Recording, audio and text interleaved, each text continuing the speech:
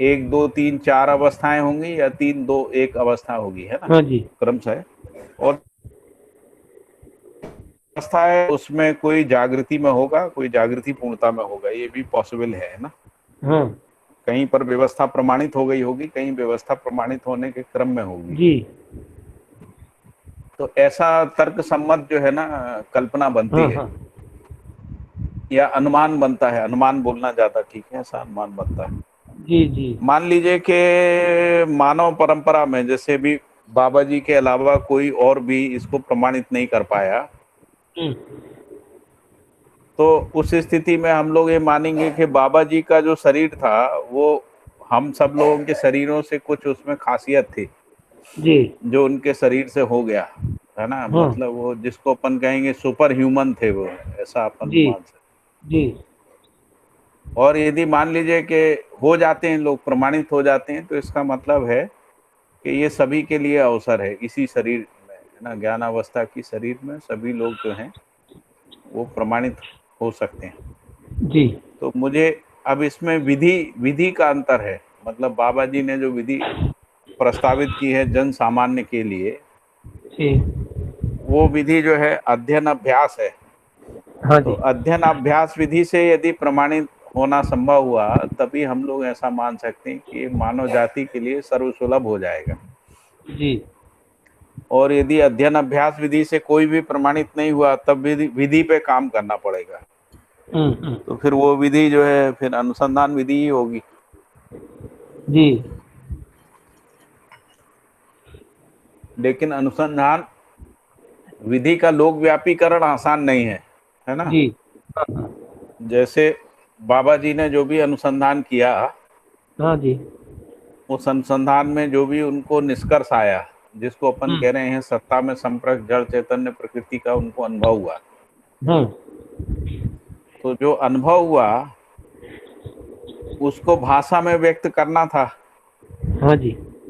तो यदि वो भाषा संस्कृत भाषा ले लेते, हाँ और संस्कृत भाषा में जो व्याकरण है वो व्याकरण भी वहीं वहीं का व्याकरण ले लेते, है ना। जी। पाणिनि तो वाला। उस स्थिति में क्या होता कि ये विशेषज्ञता में चला जाता है। हाँ जी। जो लोग उस सर। भाषा और व्याकरण के जानकार हैं उन तक ही ये पहुंचता है ना। हाँ तो उन्होंने क्या किया कि जो परंपरा में भाषा प्रचलित थी उनके चारों तरफ, हाँ जी। और इस देश में, जिस देश में हम लोग हैं, भारत देश में, तो उन्होंने एक संभावना के रूप में देखा कि हिंदी एक ऐसी भाषा है जो तेजी से बढ़ रही है। हाँ हाँ। तो हिंदी को समृद्ध करने के अर्थ में उन्होंने जो शब्द थे तो हिंदी भाषा के। वो परंपरा में जो उनके अर्थ थे, हिंदी हाँ परंपरा में जो उनके अर्थ थे, उन्हीं अर्थ को लिया उन्होंने। जी। क्योंकि यदि मान लीजिए वो ध्वनि के रूप में दूसरे ध्वनियों को बना लेते हैं ना, हाँ जैसे मान लो चाइनीज है वो दूसरी भाषा में है, जैपनीज जी है वो दूसरी ध्वनि ध्वनि के आधार पे भाषा है, जी। तो वैसे ही मध्य दर्शन की एक नई भाषा बन जाती, फिर उसमें भी वही समस्या आती कि जब तक उस भाषा को जानने वाले लोगों की संख्या नहीं बढ़ेगी, हाँ हाँ। तब तक ये आगे का कार्यक्रम रुक जाएगा, है ना। जी।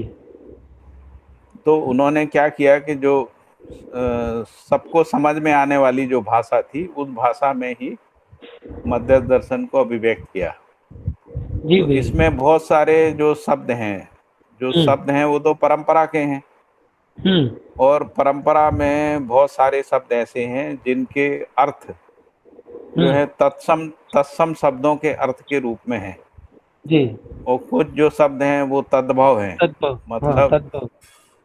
हाँ, हाँ जी। लेकिन बहुत सारे शब्द ऐसे हैं हिंदी में हाँ जो ना तत्सम है ना तद्भव है, हाँ। वो देशज हैं, जी। भैया है ये ना। ये तीनों को समझाइए ना, ये तीनों क्या कहला जाता है, मतलब तत्सम वगैरह वो भाषा तत्सम के क्या का होता है? मतलब है, तत्सम का मतलब है जैसा संस्कृत में जैसे अर्थ लिए गए, जी। जो व्याकरणाचार्य हैं उन्होंने धातु के आधार पे जो शब्दों जो। के अर्थ को निश्चित किया है ना, वैसा ही अर्थ।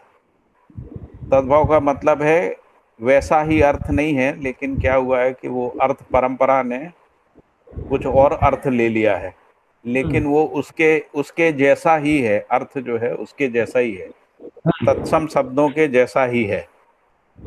एज इट इज वैसा नहीं है, लेकिन उनके अर्थ का जैसे ही, उसको तद्भव कह रहे हैं। हाँ और तीसरा है जिसको देशज बोलते हैं। देशज का मतलब जैसे गुजराती, मराठी, है ना, जहाँ जहाँ जो भोजपुरी, है ना, और अवधी, प्रादेशिक मालवी, जो भी भाषाएं रहती बोली। हैं उनमें, हाँ जैसे नमक शब्द है ना, नमक शब्द अलग अलग अलग देशज अर्थ में अलग अलग तरीके से बोला जाता है। जैसे मराठी लोग नमक को मीठ बोलते हैं ना, आप लोग क्या बोलते हैं गुजराती में? मीठू। मीठो, मीठू ऐसा हाँ। बोलते हैं। तो ऐसे देशज शब्दों को भी बाबा जी ने लिया है अपने इसमें, लेकिन इन शब्दों के अर्थ उन्होंने जो है मध्य दर्शन की रोशनी में दिए। नहीं तो क्या होता कि ये ध्वनि को पकड़ने में ही बहुत साल लग जाते। साथ हम लोग जो अध्ययन करने वाले लोग हैं, तो पहले ध्वनि के साथ जुड़ने में ही 10-20 साल लग जाते, इसके बाद अर्थ तक पहुंचने की यात्रा फिर अलग होती है ना। जी तो भैया। ये जो ध्वनि वाला सब समय है उसको उन्होंने बचा दिया। बच जाती है। इसके बाद उन्होंने क्या किया, जो विधि पहले से थी भाषा विज्ञान में, भाषा विज्ञान में विधि थी जिसको परिभाषा विधि कहते हैं। परिभाषा विधि को जो है यास्क ने प्रतिपादित किया था, और इसके बाद पाणिनि ने एक सूत्र विधि बनाई थी, है ना, सूत्र रीति सूत्र। बनाई। हाँ वो मैं पढ़ा हुआ हूँ। पढ़ा हुआ होगा आपने, तो पता हाँ होगा। हाँ पानी नहीं पढ़ा हूँ। तो बाबा जी ने क्या किया, परिभाषा विधि भी ली है और सूत्र विधि भी ली है ना। हाँ हाँ तो लेकिन वो सूत्र विधि में पाणिनि ने जो विधि अपनाई, उससे उन्होंने अलग विधि अपनाई।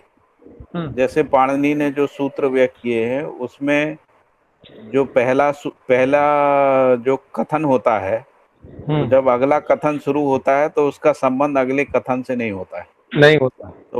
तो बाबा जी ने जो सूत्र व्यक्त किए उसमें जो पहला जहाँ खत्म होता है उसके बाद उसी से दूसरा सूत्र निकालते हैं वो, हाँ हाँ है ना। कोई भी सूत्र को यदि आप देखेंगे तो वो सारे सूत्र ऐसे ही रहते हैं, है ना, बाबा जी जी के। हाँ कम तो कम बाबा जी ने जो है ना एक नई विधि जो है वो सूत्र विधि जो है निकाली है ना। जी और उस सूत्र और परिभाषा विधि में क्या है कि जो शब्दों के अर्थ थे जो ध्वनि से लिए थे, जो तत्सम नहीं है, हाँ जी तद्भव नहीं है, लेकिन उनका जो ध्वनि जो संकेत है वो वहीं से है ना, ध्वनि संकेत वहीं से है। जी और उसमें अर्थ उन्होंने सहस्तित्व के अर्थ दे दिए, तो हाँ जी इसलिए श्रम काफी बच गया, है ना। हाँ जो हाँ श्रम है वो बच गया, नहीं तो बहुत सारा श्रम हमको करना पड़ता है ना। हाँ जी जिनको भी इसको समझना था फिर उनको बहुत सारा श्रम लग जाता। हाँ और फिर उन्होंने परिभाषाओं के माध्यम से अर्थ का स्थिरीकरण किया, स्थिर करने का काम किया। जी भैया। और सूत्र विधि से जो क्रिया शून्य वास्तविकताएं हैं, तो क्रिया शून्य वास्तविकताओं का अनुमान लग सके, इसलिए उन्होंने सूत्र विधि का उपयोग किया। तो आप देखेंगे कि जो ज्यादातर सूत्र हैं बाबा जी के, वो क्रिया शून्य वास्तविकता जिसको अपन ब्रह्म कह रहे हैं, हाँ हाँ है ना, उस जी उसका अनुमान लग सके उस अर्थ में उन्होंने, है ना, ये लिखा है, ये उसका प्रयोग किया है। जी भैया। इसके बाद वो सूत्रों को जोड़ के भी एक अवधारणा बनती है। जैसे जीवन ज्ञान से संबंधित बहुत सारे सूत्र हैं, वो सारे सूत्र जुड़ के जो है जीवन की अवधारणा को स्पष्ट करते। तो जीवन की अवधारणा मतलब जीवन एक अवधारणा के रूप में है ना, जिसको बाबा जी कह रहे हैं वो गठन पूर्ण है ना, वो मन वृत्ति चित्त बुद्धि आत्मा का अविभाज्य है, अविभाज्य वर्तमान है। फिर उसका एक सीक्वेंसिंग भी है, मन कहाँ है, वृत्ति कहाँ है, चित्त कहाँ है। तो ये अलग अलग सूत्रों से परिभाषाओं को जोड़ के जीवन की पूरी अवधारणा को उन्होंने व्यक्त किया। और उसमें जीवन में होने वाले जो 5 बल, 5 शक्ति, 10 क्रिया, 122 आचरण, इस सबसे पूरी एक अवधारणा जो है वो पूरी होती है, वो उसको उन्होंने इंगित किया। जी। है ना, ताकि हम लोग अवधारणा को समझ सकें, अवधारणा समझ तक सकते। पहुंच सकें। हम्म। तो इस विधि से जो है उन्होंने ये भाषा की संप्रेषणीयता को हम्म। इस्टेब्लिश किया है। और जैसा कि आपका जो प्रश्न था, उस प्रश्न पे हम्म। वापस आ जाते हैं। हम्म। तो आपका प्रश्न ये था कि क्या और कोई अवस्था की आवश्यकता पड़ेगी, नहीं, या कोई और आवश्यकता अवस्थाएं हैं किसी और अवस्थाएं हैं। पृथ्वी में, जी। और हाँ। ऐसा। हाँ। तो मैंने उसका जो बाबा जी ने उत्तर दिया वो मैंने बता दिया आपको, है ना। हम्म। तो उसमें मैंने यही बताया कि आवश्यकता नहीं है ना, जी भाई। हाँ। क्योंकि एक एक ज्ञानावस्था के एक मानव से यदि हो गया है तो ये सभी से होना चाहिए। जी। तो सभी से यदि ये और 10 लोगों से हो जाता है मान लीजिए, हम्म। तो वो उनमें अनुभव की घटना भी हो जाती है और वो अनुभव जीने में प्रमाणित हो जाता है। जी। तब और किसी अवस्था की आवश्यकता नहीं पड़ेगी, ऐसा है। हाँ जी। तो अभी तर्क सम्मत विधि से तो यही लगता है कि नहीं पड़ेगी, है ना। जी। जी। हम्म, और ठीक है। और कोई? परंपरा में भैया जैसा हुआ कि हाँ जो भी दर्शन या शास्त्र थे, उस पे उसके विद्वानों ने जब टीकाएं लिखी, टिप्पणियां लिखी, तो वो हाँ। उन्होंने अपना मत, अपना तर्क और अपनी समझ जैसे भाषा द्वारा व्यक्त की हम्म। और अलग अलग स्वरूपों से पेश किया। तो ये मध्यस्थ दर्शन में भविष्य में भी ऐसा ना हो सके, कोई बाबा जी जो इंगित करते हैं वही रहे, क्योंकि ये दाखिल कि ये अब अनुभव दर्शन है, ये पूरा सूत्रात्मक है ना। हाँ जी। जैसे परंपरा में कहते हैं मंत्र, ऐसे बाबा जी ने जो देखा वो सूत्रात्मक स्वरूप में अपने सामने रख दिया। हम्म। और उसको अब बाबा जी तो है नहीं सशरीर, हम्म। तो उसकी व्याख्या करने के लिए, है ना, भविष्य हाँ। में कोई भी व्यक्ति यदि इसका अभ्यासी तो और जो इसमें इसमें मैं आपकी प्रश्न समझ गया। हाँ जी। इसमें इसकी पॉसिबिलिटी नहीं है। जी भैया। उसका मूल कारण ये है कि इसमें जो दर्शनकार हाँ जी। है ना, वही मीमांसाकार है। हाँ। और जो मीमांसाकार है वही इसको प्रमाणित कर रहा है। जी। जी। तो इसीलिए इसमें आवश्यकता नहीं है। जो परंपरा में क्या हुआ कि जो दर्शनकार है वो अलग है, जो वेदों हाँ, के ऋषि हैं, वो अलग है। या भगवान ने कोई वाक्य बोले हैं जिनको हम्म। महावाक्य कहते हैं ना, हाँ। तो उन महावाक्यों के ऊपर टीका करने वाले मीमांसाकार हैं। वो अनुभव हाँ। हाँ। अनुभव नहीं है उनको, जी। क्योंकि उसमें लिखा है कि जो वेद में श्रुतियां हैं वो सीधे भगवान के मुख से निकली हैं ना। हाँ। हाँ। और जो स्मृतियां हैं तो भगवान के मुख से जो निकला है उसको जो है स्मृतिकारों ने, हम्म। यानी ऋषियों ने उसकी मीमांसाएं करी है ना। हम्म। तो इससे ये पता लगता है कि जो भगवान का अनुभव है, जो महावाक्यों के रूप में वेदों में श्रुति के रूप में है, वो ऋषियों का अनुभव नहीं है। ऋषि तो केवल व्याख्याकार हैं, मीमांसाकार हैं, विश्लेषण कर रहे हैं, निष्कर्ष निकाल रहे हैं, जी। या वो ब्रह्म सत्ता का अनुमान लगा रहे हैं ना। हाँ। ऐसा जो है, जो अदरवाइज फिर भग, भगवान में और ऋषि में कोई अंतर ही नहीं रह जाएगा। हाँ। और ये अंतर परंपरा में रखा हुआ है, अपन ने तो रखा नहीं है ना। ना। तो उसके कारण से वहां पर ये सब गड़बड़ हुआ, क्योंकि एक ऋषि ने कोई अनुमान लगाया, दूसरे ने कुछ लगाया, तीसरे ने कुछ लगाया। कुछ लगाया। हाँ। तो उसका मूल कारण यही है कि जो वस्तु है वो रहस्य के रूप में है ना।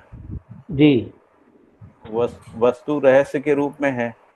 यहाँ पर रहस्य है नहीं। बाबा ने कहा अध्ययन करने की दो ही वस्तु हैं, एक व्यापक वस्तु, एक एक वस्तु है।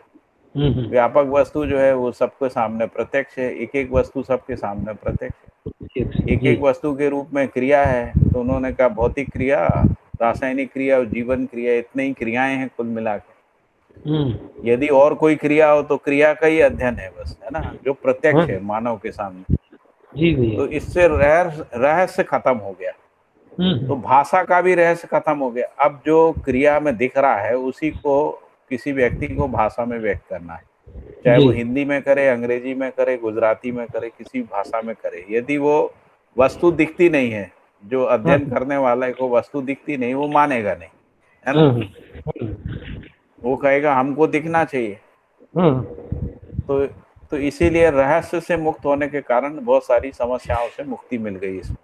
जी जी। और दूसरी बात है कि जो अनुभव करने वाला है उसी ने अपने अनुभव को दर्शनवाद शास्त्र संविधान के रूप में लिखा है, और दर्शनवाद शास्त्र संविधान में जो भाषा उपयोग करी है वो भाषा भी उन्होंने स्वयं गढ़ी है और उसको जीने में प्रमाणित किया है। ये 4 घटनाएं एक साथ घटी है ना। और प्रमाणित करने के अलावा उन्होंने कुछ लोगों को अध्ययन करा के ये भी देख भी लिया है कि ये संप्रेषित होता है नहीं, जी। आचरण में आता है कि नहीं, है ना, व्यवस्था में आ सकता है या नहीं, उस सारी संभावनाओं को भी उन्होंने अपनी एक शरीर यात्रा में देख लिया। ये जो 5वीं बात है जिसको अपन कह रहे हैं, ये 5 चीजें एक साथ एक व्यक्ति के जीवन में घट गई, है ना। और फिर जो व्याख्या करने की वस्तु है वो प्रत्यक्ष है। उसका संबंध जो है व्यापक वस्तु और जड़ चैतन्य प्रकृति के साथ तो है ही, लेकिन मानव परंपरा में सभ्यता संस्कृति विधि व्यवस्था के साथ भी है। जी भैया। यानी जिसको कह रहे हैं कि जो व्यापक वस्तु है वो किस तरीके से आचरण में निरूपित होती है, यानी ब्रह्म वस्तु का जो निरूपण सत्तामयता के रूप में, ज्ञानमयता के रूप में किस तरीके से मानव जीवन में होता है, उसको भी उन्होंने स्पष्ट कर दिया। तो इसलिए रहस्य नहीं होने के कारण से ऐसा लगता है कि मानव जाति इसको स्वीकार कर लेगी। जी। ऐसा नहीं, रहस्य यदि रहता तो फिर नहीं हो पाता, है ना। और दूसरी वो पॉसिबिलिटी खत्म कर दी कि लोग अपनी मनमानी व्याख्या करेंगे। मनमानी व्याख्या करेंगे, उनको प्रमाणित करना पड़ेगा। और यदि वो प्रमाणित करने में ये पाते हैं कि जो बाबा जी नहीं कह पाए वो कह रहे हैं, तो लोगों को उसी को स्वीकार करना चाहिए, क्योंकि दर्शन तो यही कह रहा है कि जो अस्तित्व है वो सबके लिए एक जैसा है। तो यदि मान लो बाबा जी कुछ नहीं कह पाए हैं, कोई दूसरा व्यक्ति आके उसको बोलता है कि बाबा जी ने यहाँ तक कहा, हमने इतना आगे और देखा है, आप भी देख सकते हो, है ना, तो इसमें क्या तकलीफ है। उसको स्वीकारेगा ही मानव जाति, इसमें कोई तकलीफ नहीं। ठीक है, अभी तक ऐसी कोई पॉसिबिलिटी पैदा नहीं हो पाई है। अभी तक तो यही लगा है कि जो बाबा जी कह रहे हैं उसी को पूरी तरह से आत्मसात नहीं कर पा रहे हैं और नकार भी नहीं पा रहे हैं। दोनों स्थिति है। लोग ये भी नहीं कह रहे हैं कि आपने जो कहा वो पूरा नहीं बैठ रहा है अर्थ में, संप्रेषणा में, है ना। और अभी उसको पूरा हृदयांगम और आत्मसात भी नहीं कर पाए हैं, तो अभी थोड़ा सा और प्रतीक्षा करना चाहिए, 5-10 साल। मुझे लगता है 5-10 साल 15 साल में ऐसे कुछ लोग दिखने लगेंगे जो इसको हृदयांगम कर चुके हैं और आचरण में उतार चुके हैं, प्रमाणित कर चुके हैं। ऐसे लोगों की संख्या बढ़ जाएगी धीरे धीरे। जी भैया। उसके लिए थोड़ा सा वातावरण बनने की प्रतीक्षा भर है, क्योंकि वातावरण में घटेगा ये। जी भैया। क्योंकि जो सह अस्तित्व है वो एक व्यक्ति से नहीं होगा ना। क्योंकि अस्तित्व सह अस्तित्व है, इसलिए वो कुछ लोगों के समूह में ही होगा।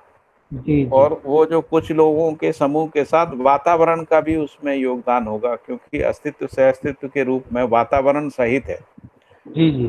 तो इसीलिए जब भी प्रमाण होगा तो उसमें वातावरण और व्यक्तियों के संबंध के रूप में जो स्वीकृति का समूह है ना, उन्हीं में ये प्रमाणित होगा। और जब ये प्रमाणित होगा तो एक साथ होगा, कई लोगों में एक साथ हो जाएगा, है ना। तो उस रूप में मैं इसकी संभावना को देखता हूँ। ठीक है जी, ठीक है। और कोई प्रश्न हो तो बताइए। और एक ये प्रश्न है, इसमें किसी को कुछ जोड़ना हो तो जोड़ सकते हैं, फाल्गुनी बहन, हाँ योगेश भाई यार। जी जी। नहीं भैया, बहुत बढ़िया रहा। हाँ जी, अजीत जी। है ना कि बाबा जी ने 5 चीजें कर दी, इनको थोड़ा रिपीट करेंगे एक बार। 5 चीजें हो गई, 1 2 3 एक तो उनके जीवन में अनुभव हुआ, पहली बात। दूसरी बात है वो अनुभव का भाषाकरण किया, दूसरी बात। तीसरी बात है वो जो भाषाकरण किया उस अनुभव को उन्होंने दर्शनवाद शास्त्र संविधान में उतार दिया, ये तीसरी बात। चौथी बात उसको है भाषाकरण कर दिया और दर्शनवाद शास्त्र में उतार दिया, इन दोनों बातों में क्या डिफरेंस है? इसमें अंतर है। उसमें जो बाबा जी का पहला श्रम ये लगा कि जो परंपरा में ध्वनियाँ हैं और उन ध्वनियों के जो अर्थ हैं और जो सहअस्तित्ववादी जो अनुभव है उसके आधार से उन ध्वनियों से उन अर्थों को जोड़ना, ये काम किया, जिसको कहते हैं कि अस्तित्व में वस्तु के रूप में, है ना, वास्तविकता होती है। ये एक काम है। और दूसरा काम है कि इन सब अर्थों को जोड़ के जो अनुभव है उसको अभिव्यक्त करने के लिए दर्शनवाद शास्त्र के रूप में, संविधान के रूप में उन्होंने वाङ्मय रचना करी। तो ये दो अलग अलग मतलब चीजें हैं, ऐसा मैं देखता हूँ, है ना। और ओवरऑल यदि कहें तो जो अजीत जी बोल रहे हैं, भाषाकरण ही वाङ्मय रचना जो है भाषाकरण ही है ना, ऐसा कह सकते इसमें हैं। लेकिन मैं इसमें लेकिन मैंने ऐसा देखा है बाबा जी को कि वो एक एक शब्द के साथ जूझते थे पहले, और इसीलिए जब वाङ्मय रचना नहीं हुई थी उससे पहले करीब 7-8 साल उन्होंने एक एक शब्द के साथ काम किया। तो वैदिक साहित्य में उस शब्द का क्या अर्थ है, जो प्रचलित हिंदी परंपरा है उसमें उस शब्द का क्या अर्थ है, और ध्वनि में भी अंतर हुआ है, ध्वनि में अंतर हुआ है, अर्थ में अंतर हुआ है। फिर उन्होंने कहा कि ध्वनि को ले लेते हैं क्योंकि ध्वनि का अभ्यास हो गया है परंपरा में, लेकिन अर्थ जो है वो सह अस्तित्व का डालना है। तो ये एक बड़ा श्रम साध्य काम था जिसमें उनको शायद मेरे हिसाब से लगभग 10 साल लगा है। और यदि वाङ्मय रचना के काल को देखेंगे तो 15 साल वाङ्मय रचना में लगा। तो पहले शब्द अर्थ को निश्चित करना और उसके बाद जो अवधारणा और दर्शन को स्पष्ट करना, ये दो अलग अलग चीजें हैं। यदि मान लीजिए कि पहले स्तर पे ही सफलता नहीं होती तो बाबा जी उस जगह चले जाते कि अनिर्वचनीय होता, अनुभव जो है वो कथन में, भाषा में व्यक्त नहीं हो सकता। जी भैया। तो जब वो इससे आश्वस्त हो गए कि ये भाषा में व्यक्त हो सकता है, तब फिर उन्होंने वाङ्मय रचना का जिम्मेदारी ली। और फिर जब वाङ्मय रचना का काम कर रहे थे उसी समय इन वास्तविकताओं को, जो अस्तित्व सहित वास्तविकताएं हैं, उनको अपने जीवन में प्रमाणित कर रहे थे, है ना। तो अपने जीवन में प्रमाणित करना ये चौथा काम है। और पांचवा काम जो उन्होंने किया कि जो भी लोग उनके पास आए उन तक वो संप्रेषित होता है कि नहीं होता है, उसको उन्होंने जांचा। जैसे उन्होंने सभी प्रकार के लोगों में प्रयोग करके देखा, स्त्रियों में, पुरुष में, पैसे वाले में, गरीब में, है ना, जो अपराधी प्रवृत्ति के लोग हैं और जो अपराधी प्रवृत्ति के लोग नहीं हैं, है ना, जो विद्वान लोग हैं, जो सो कॉल्ड जो बड़े विद्वान लोग हैं, और जो कम पढ़े लिखे हैं, उन सबको संप्रेषित होता है कि नहीं, इस पे भी उन्होंने काम किया। तो जब उन्होंने एक बात तो हुई भी, उसकी टेस्टिंग कर ली जी, नंबर 4 पे हुई, उसका भाषाकरण कर दिया। नंबर 4 में अपने में प्रमाणित कर लिया, अपने में प्रमाणित कर दिया। नंबर 4 में उसका स्वयं में प्रमाणित। हाँ। और नंबर 2 में, नंबर 2 में भाषाकरण किया, नंबर 3 में वाङ्मय रचना करी, नंबर 4 में जो है स्वयं में प्रमाणित किया, नंबर 5 में संप्रेषित हो सकता है नहीं हो सकता, इस संभावनाओं को देखा, है ना, अध्ययन में आ सकता है कि नहीं। नंबर 1 में अनुसंधान पूर्वक अनुभव तक पहुंचे हुए, है ना। इसमें बड़ा जी मुझे ऐसा लगता है, आप देखना इसको, नंबर 6 जो काम किया ना उन्होंने, वो ये किया कि जितने भी ये पहले अपने पौराणिक जो चीजें हैं, जैसे वेद है, तो वेद को अपन दर्शन बोलेंगे, वाद बोलेंगे या शास्त्र बोलेंगे? वेद तो दर्शन है नहीं, दर्शन तो वेदों के बाद लिखे गए हैं। हाँ, तो मेरा कहने का मतलब वेद में कुछ महावाक्य हैं। हाँ, जैसे मान लीजिए एक महावाक्य है तत्वमसि, है ना, तो वो महावाक्य, उसकी व्याख्या में लोगों ने फिर दर्शन निकाले। तो दर्शन जो है वो बहुत बाद में आए हैं, बल्कि उपनिषदों को कह सकते हैं कि उपनिषद और ब्राह्मण, ये दो ग्रंथ जो हैं वो दर्शन से संबंधित, जो ब्राह्मण ग्रंथ है। इसमें फिर वाद क्या है? वाद नहीं है ना? नहीं वाद नहीं, का मतलब है, जी बोलिए, क्या बोल रहे हैं? जी जी भैया, नहीं वो आप कहिए। अच्छा, तो मैं ये कह रहा था कि जो वेद है ना, उसको ये कहा कि वो भगवान के मुंह से निकले हुए हैं, इसलिए उसमें जो भी है वो महावाक्य है। उन महावाक्यों को जो स्मृतिकार यानी जो ऋषि लोग हैं, उन्होंने उन महावाक्यों पे स्मृति के रूप में बहुत सारी ग्रंथ लिखे, स्मृति ग्रंथ बोलते हैं। उन्हीं स्मृति ग्रंथों में एक इतिहास ग्रंथ भी है जिसको महाभारत रामायण आदि बोलते हैं, वो इतिहास ग्रंथ है।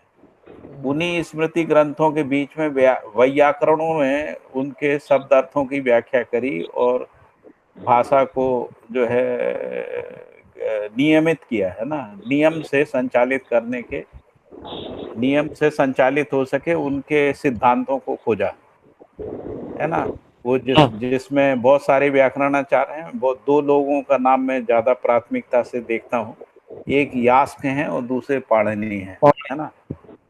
जी। इसके बाद जो है, इसके बहुत बाद यानी उपनिषदों की रचना हो गई दर्शन के रूप में, लेकिन दर्शन को संस्थात्मक रूप से स्थापित करने का काम जो है वो फिर न्याय वैशेषिक सांख्य योग मीमांसा के जो आचार्य लोग हैं उन्होंने किया,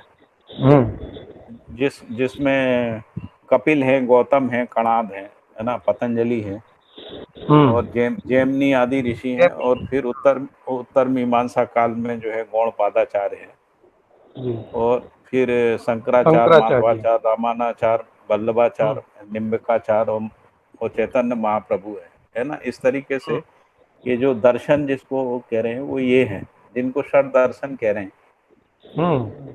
इसके अलावा भी कुछ दर्शन है जिनको पूरा दर्शन नहीं मानते, उपदर्शन बोलते हैं, यानी उसमें पूरे चीज की व्याख्या नहीं हो पा रही है, इसीलिए उसको उन्होंने तंत्र, ज्योतिष, गणित, चारवाक आदि को उपदर्शन की श्रेणी में रखा है। इस तरीके से 10, 12, 15 दर्शन जो है वो उपनिषदों में से निकाले हैं, कुछ भगवत गीता में से भी निकाले हैं।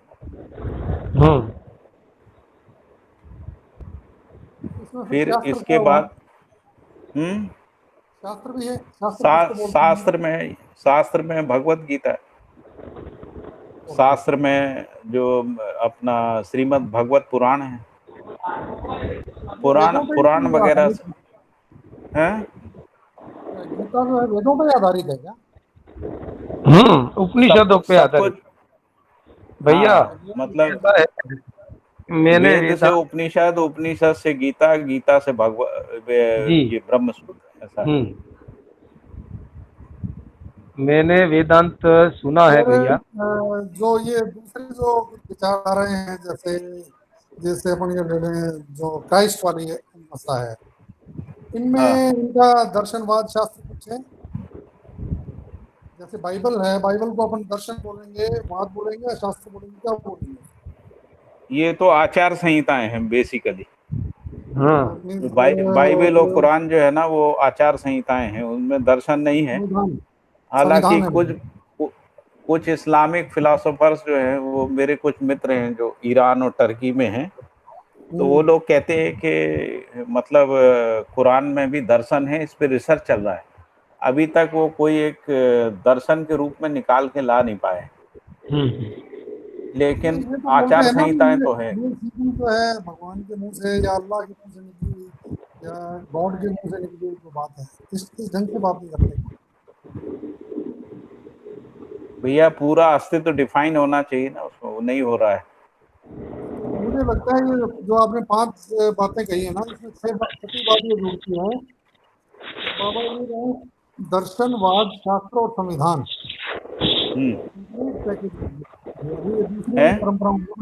आपकी आवाज कट रही है भैया। हेलो, अभी भी कट रही है क्या? अब नहीं कट रही, हाँ बोलिए।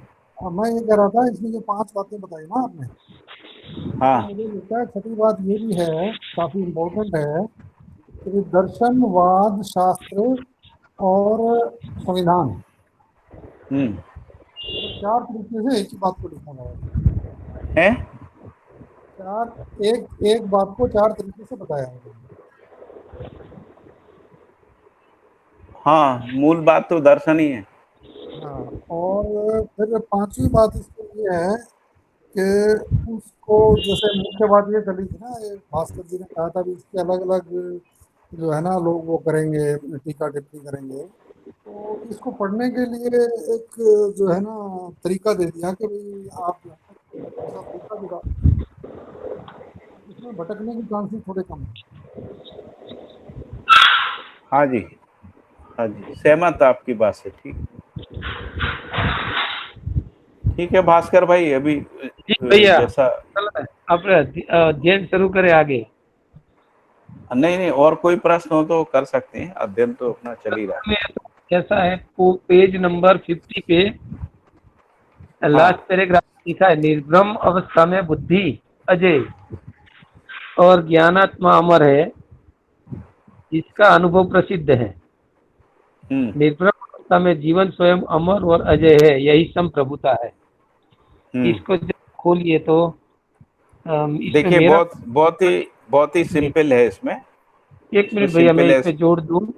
मेरा प्रश्न ये है कि जब कोई चैतन्य जीवन एक हाँ। शरीर यात्रा पूर्ण करके हम्म। निर्भ्रम अवस्था में निर्भ्रांत होके देह त्याग करके जाता है, तो उसकी बुद्धि की दशा यानी क्या होगी, बोध में बुद्धि में परिस्थिति क्या होगी और चैतन्य की परिस्थिति क्या होगी। जैसे कि बाबा बुद्धि जी, और बुद्धि जैसे कि बाबा चैतन्य का जी, ही एक। हाँ, बाबा जी पूछे ने पूछ जैसे, पूरा हाँ, बाबा त्याग जी दी, हाँ। ने देह त्याग किया हम्म। जी। तो उस समय उनकी जो जिसे सूक्ष्म शरीर कहते हैं, मन वृत्ति चित्त बुद्धि और आत्मा, हम्म। वो उनमें जो भी बोध होगा इस जीवन यात्रा का, वो किस रूप में रहेगा। जीवन यात्रा का बोध, मतलब मैं समझा नहीं। ये जो क्रिया है, उन्होंने पूरा जिसको जीवन, जिसको अपन जिसको अपन बोध कह रहे हैं ना, स्मृति बोलिए ना, फिर उसको हाँ, जीवन स्मृति, यात्रा की स्मृति। स्मृति आपकी स्मृति अलग चीज है और बोध अलग चीज है ना। जी भैया, हाँ, ठीक है, पहले तो आपका ये जो लिखा हुआ है स्वतंत्रता ही अजेयत्व है, जी, इसको आप बिल्कुल सिंपल समझ सकते हैं कि यदि कोई परतंत्र है उसमें विजय की कोई अ, गुंजाइश नहीं है। वो नहीं होता है, क्या नाम से, विजय का कोई भास भी नहीं होता है ना। हम्म, यदि कोई गुलामी में है, परतंत्रता में है, उसमें विजय नहीं है। तो यदि जिसको अपन अजय कह रहे हैं वो स्वतंत्रता में ही होता है। ये हम्म, अभी सामान्य भाषा में जो इसका अर्थ है वो यही है। जी, तो यदि कोई आदमी परतंत्र है मतलब वो पराजय है ना, और जो आदमी स्वतंत्र है यानी वो पराजित नहीं है, वो विजयी है या फिर अजेय है ना। जी, तात्विकता में जाएंगे तो अजेय शब्द आएगा, और हाँ, हाँ, व्यवहारिकता में जाएंगे तो विजयी है, ऐसा आएगा। जी, जी भैया, दूसरा है कि जो आत्मा का अमरत्व है वो तो हमारी परंपरा में पहले से ही प्रसिद्ध है, ऐसा नहीं। हम्म, इसीलिए यहाँ पर ये बात लिखी उन्होंने, स्वतंत्रता ही अजेयत्व और अनुभव ही अमरत्व हम्म, है ना। और इसी जी, क्रम में सतर्कता सजगता और उसकी जो है उसके लिए ज्ञान आत्मा प्यासी है। तो ये जो प्यास है ना स्वतंत्रता की और अमृत की, ये प्यास बनी हुई है सनातन काल से।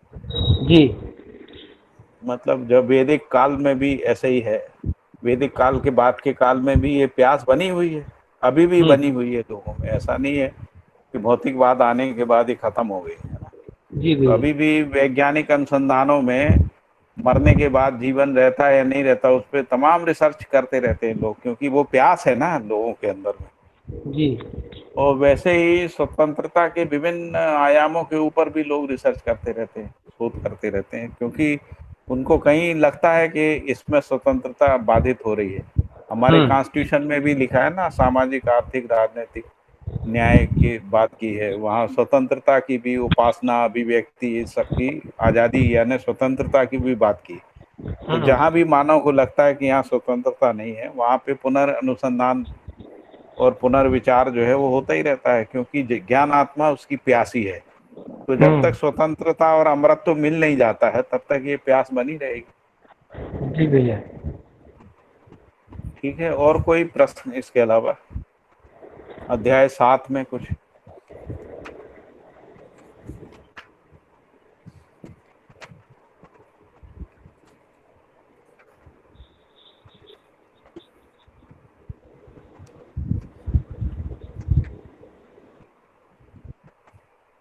आगे बढ़े फिर 8 को पढ़ना शुरू करूं?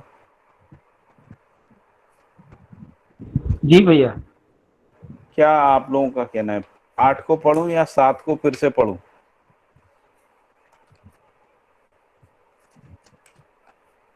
7 से शुरू कीजिए। हैं? 7 कल से शुरू। 7 के बारे में बात हुई थी ना, कि 7 को हम आज जल्दी पढ़ ले रहे हैं, दोबारा कर लेंगे।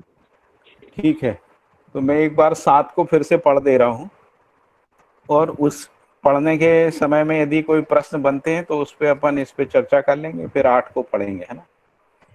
जी। तो जड़ क्रिया का अंतिम परिणाम जो है वो चैतन्य, चैतन्य की अंतिम जागृति ज्ञानानुभूति ही है। परिणाम ही जड़ प्रकृति में उत्पत्ति, स्थिति एवं प्रलय के रूप में परिलक्षित है। चैतन्य प्रकृति में विचार, गुणात्मक परिवर्तन एवं परिमार्जन द्रष्टव्य है। तो जैसे जड़ प्रकृति में उत्पत्ति, स्थिति और प्रलय है, वैसे ही चैतन्य प्रकृति में विचारों में गुणात्मक परिवर्तन एवं परिमार्जन जो है वो द्रष्टव्य है। फिर है, प्रत्येक उत्पत्ति के पूर्व उसकी स्थिति भिन्न थी। तो जैसे कोई भी अणु बनता है, उससे पहले की स्थिति जो है वो परमाणु है। अणु से कोई रसायन बनता है तो रसायन से पूर्व की स्थिति अणु है। इस तरीके से प्रत्येक उत्पत्ति के पूर्व उसकी स्थिति भिन्न थी, इसीलिए सम्यक विवेचना के उपरांत अनंत स्थितियों में रूप गुण स्वभाव धर्म के आधार पर वैविध्यता की स्थिति स्पष्ट है। फिर लिखा है कि विवेचनाधिकार ज्ञानावस्था में सिद्ध हुआ। इससे पहले जो 3 अवस्था हैं उनमें विवेचनाधिकार नहीं, विवेचनाधिकार ज्ञानावस्था में सिद्ध हुआ। फिर कह रहे हैं विवेचना मात्र रूप गुण स्वभाव धर्म ही है। मतलब यदि किसी क्रिया का हमको अध्ययन करना है, पदार्थ का अध्ययन करना है, तो उसमें अध्ययन करने की वस्तु रूप गुण स्वभाव धर्म ही है ना। रूप में हम लोग आकार आयतन घन का अध्ययन करते हैं, गुण में सम विषम मध्यस्थ का अध्ययन करते हैं, हर अवस्था का जो स्वभाव है उसमें स्वभाव का अध्ययन करते हैं, और धर्म में हम लोग अस्तित्व पुष्टि सहित जीने की आशा सहित सुख धर्म, इन चारों धर्मों का 4 अवस्था के धर्मों के रूप में अध्ययन करते हैं। और स्वभाव में जैसे मानव का स्वभाव जो है धीरता, वीरता, उदारता, दया, कृपा करना है ना। और जो पशु स्वभाव है उसमें क्रूर और अक्रूर स्वभाव के रूप में, इस तरीके से स्वभाव का भी अध्ययन है। उत्पत्ति, स्थिति, प्रलय की गणना केवल भौतिक एवं रासायनिक परिणाम व परिवर्तन की सीमांतवर्ती है, जो मरणशील है, अर्थात अग्रिम परिणाम भावी है। चैतन्य ज्ञानात्मा का अनुभव सीमांतवर्ती क्षमता पूर्ण होने की संभावना है। जो प्रकृति का जो भी अध्ययन है, जड़ प्रकृति का अध्ययन है, वो सीमांतवर्ती है। केवल चैतन्य में जो अनुभव नाम की क्रिया है वो सीमा से परे है ना, सीमांतवर्ती क्षमता पूर्ण होने की संभावना है। साथ ही उसके योग परिमार्जनशीलता भी प्रसिद्ध है। चैतन्य सदा ही जागृति के क्रम में है। निद्रा जड़ का स्वभाव है। फिर लिखा है कि जागृति की तुलना में स्वप्न है और सुसुप्ति का अध्ययन है। तो स्वप्न और सुसुप्ति का जो अध्ययन है वो जागृति की तुलना में है। फिर लिखा है कि सत्ता में अनुभूति एवं दर्शन योग्य क्षमता ही जागृति है। तो जागृति को यहाँ डिफाइन किया है, अनुभूति योग्य क्षमता पर्यंत रूप गुण स्वभाव धर्म की व्यंजना भावी है, जिससे हर्ष शोक आदि द्वंद्व का प्रसव है। तो अभी कई लोग इस तरीके से भी अध्ययन करते हैं कि जागृत का मतलब होता है जैसे अभी हम लोग जगे हुए हैं।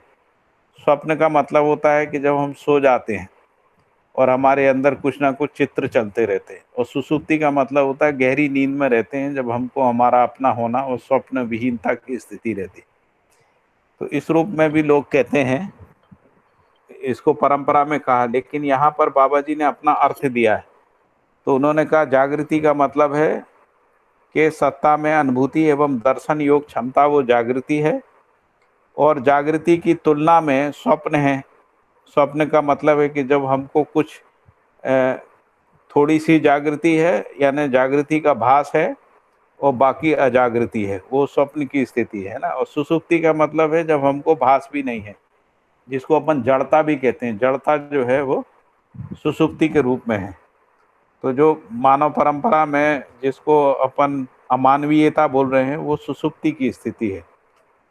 स्वप्न की स्थिति है जब हम अमानवीयता से मानवीयता की ओर संक्रमित करते हैं, उसके लिए जब हम अध्ययन अभ्यास करते हैं, उस स्थिति में स्वप्नावस्था है।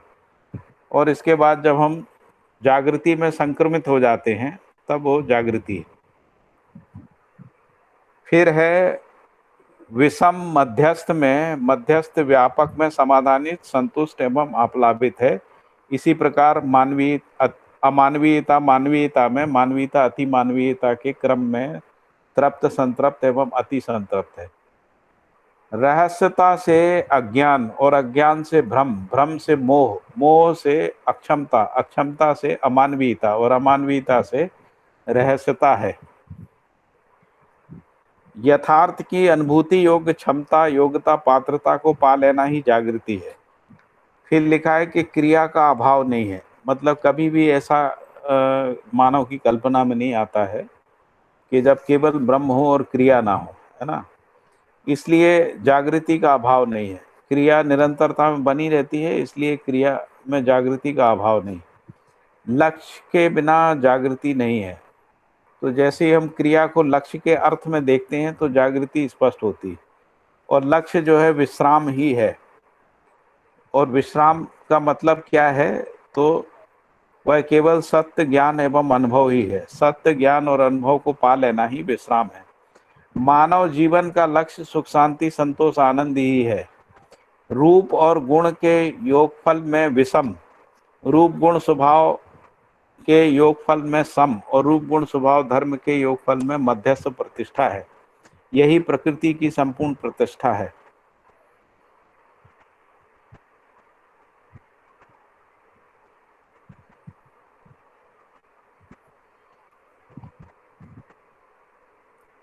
फिर है यही रासायनिक भौतिक सीमा में उद्भव विभव प्रलय क्रिया है। चैतन्य अवस्था में गठन पूर्णता, क्रिया पूर्णता, आचरण पूर्णता को सिद्ध किया है। यही पूर्ण जागृति है, अनुभव मूलक अभिव्यक्ति है।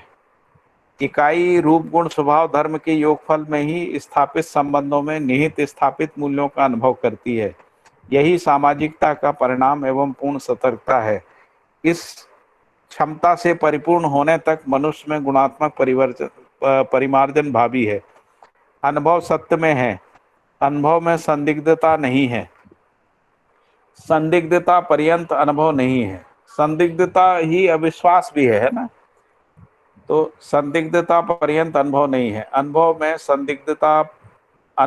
संदिग्धता पर्यंत परिवर्तन परिमार्जन भावी है। यही नियति क्रम है। सृष्टि में पाए जाने वाले तिरोभाव, भाव, अभाव, परिणाम, परिपाक, संबंध, ज्ञान, योग, क्षमता, योग्यता, पात्रता की अपूर्णता ही माया है। वातावरणस्थ वस्तु स्थिति संकेत ग्रहण योग्यता व्यापक में स्थिति ज्ञान क्षमता इकाइयों के जागृति पर आधारित है। ऐसी क्षमता की अपूर्णता वैविध्यता है, फलतः अमानवीयता पीड़ा है। अभिव्यंजना की पूर्ण ग्रहण क्रिया या वस्तु स्थितिवत्ता की पूर्ण स्वीकृति ही अनुभूति है। अभिव्यंजना का मतलब है अभिप्राय सहित व्यंजना। अभिव्यंजना की पूर्ण ग्रहण क्रिया या वस्तु स्थितिवत्ता की पूर्ण स्वीकृति ही, वस्तु स्थितिवत्ता का मतलब है जिसको हम लोग स्थितिवत्ता कह रहे हैं, की पूर्ण स्वीकृति ही अनुभूति है। प्रकृति ब्रह्म में संप्रक्त है। प्रकृति के अपेक्षाकृत विकास के आधार पर विभिन्न प्रकृति ब्रह्म में संप्रक्त है। प्रकृति के अपेक्षाकृत विकास के आधार पर अधिक विकसित की अभिव्यंजना और कम विकसित की व्यंजना प्रसिद्ध है। अभिव्यंजना में गुणात्मक विकास का संकेत है, व्यंजना में उपयोगिता का संकेत है। अभ्योदय प्राय अभ्योदय जैसा ही अभिप्राय है, इसमें अभ्योदय का भास और आभास होना आवश्यक है। मनुष्य जागृत अवस्था में सृष्टि की नित्यता एवं परिणामशीलता का मनुष्य जागृत अवस्था में सृष्टि की नित्यता एवं परिणामशीलता का, स्वप्नावस्था में उसकी अनित्यता एवं क्षण भंगुरता का, और सुषुप्ति में स्वयं की जड़ता का भासाभास एवं अनुमान करता है। इसी का परिणाम है कि ये सब अनुभूति के लिए त्वरण की भूमिका का निर्वहन करते हैं। निद्रा जड़ शरीर की आवश्यकता है, ना कि चैतन्य क्रिया की आवश्यकता। भैया संपूर्ण, हाँ जी, स्वप्नावस्था में उसकी अनित्यता, उसकी मतलब अनित्यता मतलब अपने होने की अनित्यता। अच्छा। सृष्टि की बात हो रही है ना, तो सृष्टि के रूप में जो मानव है तो वो अपने को अनित्य मान लेता है, ये क्षण भंगुर मान लेता है ऐसा। अच्छा, और सुसुप्ति में स्वयं की जड़ता, जड़ता, तो हाँ, स्वयं की जड़ता मतलब वो अपने को पदार्थ मान लेता है। अच्छा, तो उसका भास आभास कैसे होगा? उसका तो भास आभास होते ही नहीं है, वो जड़ता है। हाँ यहाँ पर ये मान रहे हैं कि अस्तित्व तो है लेकिन वो अनित्य है, क्षण भंगुर है। यहाँ सुसुप्ति में अनस्तित्व है, अस्तित्व ही नहीं मान रहे हैं, वो भौतिक रासायनिक क्रिया मात्र है बस, ऐसा मान रहे हैं।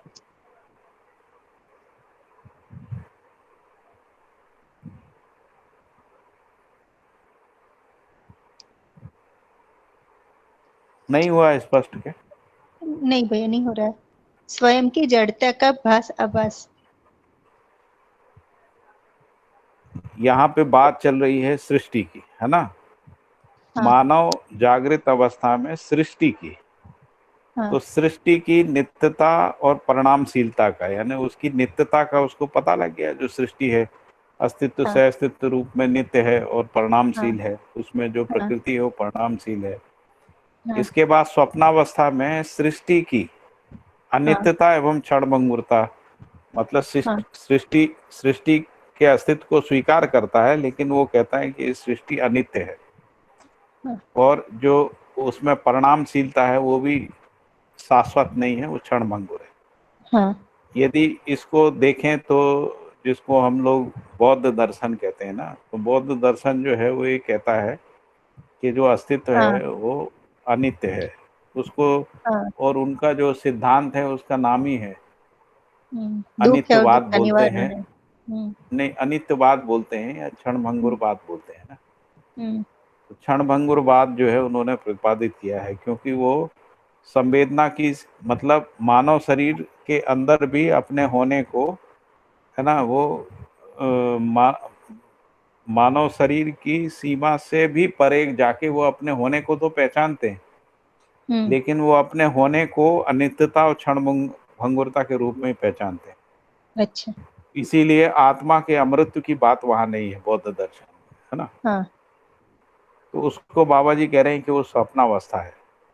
हम्म और वैसे भी बौद्ध दर्शन को छोड़ दें तो जो भी लोग ये कहते हैं कि हम जो हैं जीव हैं और हम मर जाएंगे और हमारा आत्मा जो है निकल जाएगा, हम्म तो अभी भी जैसे हम लोग, जैसे कोई व्यक्ति मर जाता है तो हम कहते हैं उसकी आत्मा, हाँ उसकी आत्मा की शांति की प्रार्थना करते हैं। उसकी आत्मा हाँ की शांति का मतलब उसकी नहीं कह रहे हैं, हम ये नहीं कह रहे हैं कि वो आत्मा है, हाँ हम ये कह रहे हैं वो तो मर गया, उसकी आत्मा हाँ निकल गई, तो आत्मा की हाँ शांति की बात कर रहे हैं। तो शरीर तो क्षणभंगुर है। तो हाँ ये एक प्रकार से स्वप्नावस्था है, हाँ। जबकि हमारा अपना होना भी नित्यता के रूप में नहीं पहचाना है ना, इस रूप हम्म में। और सुसुप्ति में तो हम मानते ही नहीं है कि मरने के बाद कुछ बचता है, तो हम तो यही मानते हैं रासायनिक भौतिक क्रिया है, जो चेतना है वो ब्रेन में पैदा होती है ना।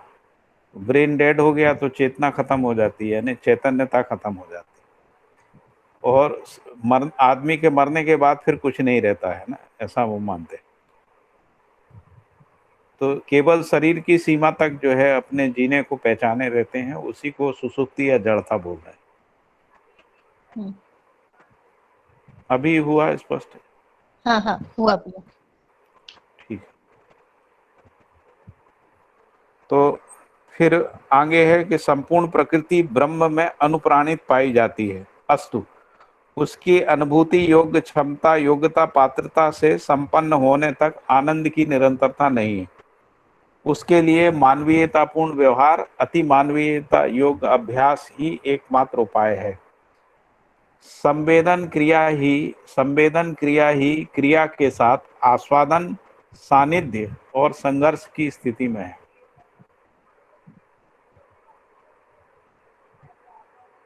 संवेदन क्रिया ही क्रिया के साथ आस्वादन सानिध्य और संघर्ष की स्थिति में। आस्वादन की क्षण भंगुरता, सानिध्य में प्रेरणा, संघर्ष की असहनीयता प्रसिद्ध है। तो आस्वादन क्रिया तीन प्रकार से है। क्या आस्वादन क्रिया क्रिया के साथ आस्वादन की स्थिति में है, सानिध्य की स्थिति में है, संघर्ष की स्थिति। आस्वादन की क्षण भंगुरता, आस्वादन क्षण भंगुर है, सानिध्य में प्रेरणा है, सुख की प्रेरणा है, और संघर्ष में दुख है या पीड़ा है जो असहनीय है। तो सृष्टि ही सम विस्मात्मक क्रिया में आवेश का अभाव नहीं है, आवेश बना रहता है। आत्मा अनुभव अभ्यासी, बुद्धि बोध अभ्यासी, चित्त चिंतनाभ्यासी, वृत्ति तुलनात्माभ्यासी और मन आस्वादनाभ्यासी है। ज्ञानावस्था की इकाई अति मानवीयतापूर्ण एवं अमानवीयतापूर्ण आचरण को अपने जागृति के स्तर के अनुरूप प्रकट करती है। सानिध्यानुभूति पर्यंत सतर्कता क्रियाशील है। अनुभूति ही सजगता है, जिसकी निरंतरता है, यही सहज है। सम विषम आवेश को मध्यस्थ क्रिया ही आत्मसात करती है, अर्थात सामान्य करती है। अभाव, रोग, सशंकता, संदिग्धता स्थितियां, अविवेक, अत्याशा, प्रमाद सहित संग्रह, द्वेष, अविद्या, अभिमान, भयात्मक मूल प्रवृत्ति सभी क्लेशों का कारण है, जिनका निराकरण विवेक व विज्ञान पूर्ण ज्ञान का प्रयोग तथा अभ्यास ही है। सत्कर्म विकासानुकूल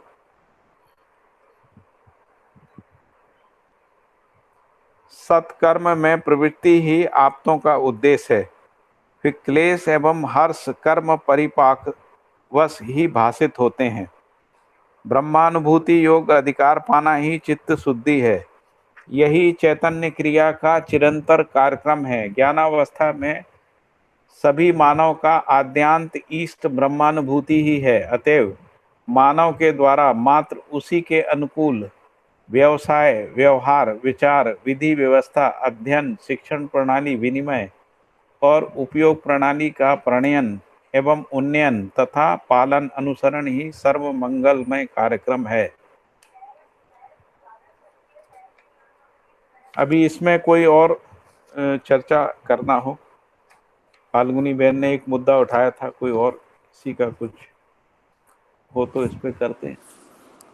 जी भैया। हेलो।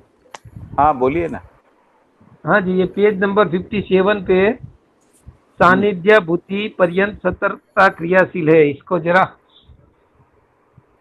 सानिध्य भूति मतलब सानिध्यानुभूति। जब जैसे कि हम अभी दर्शन का अध्ययन कर रहे हैं,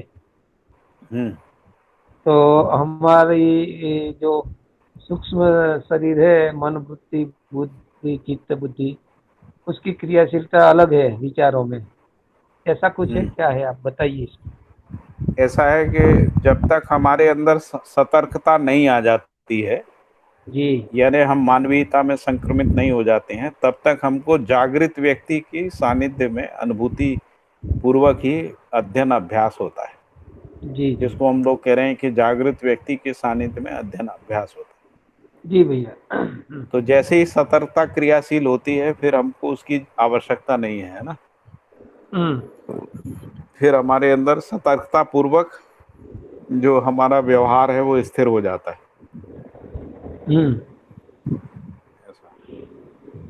नहीं, इसमें क्या लिखा है? सानिध्यानुभूति पर्यंत।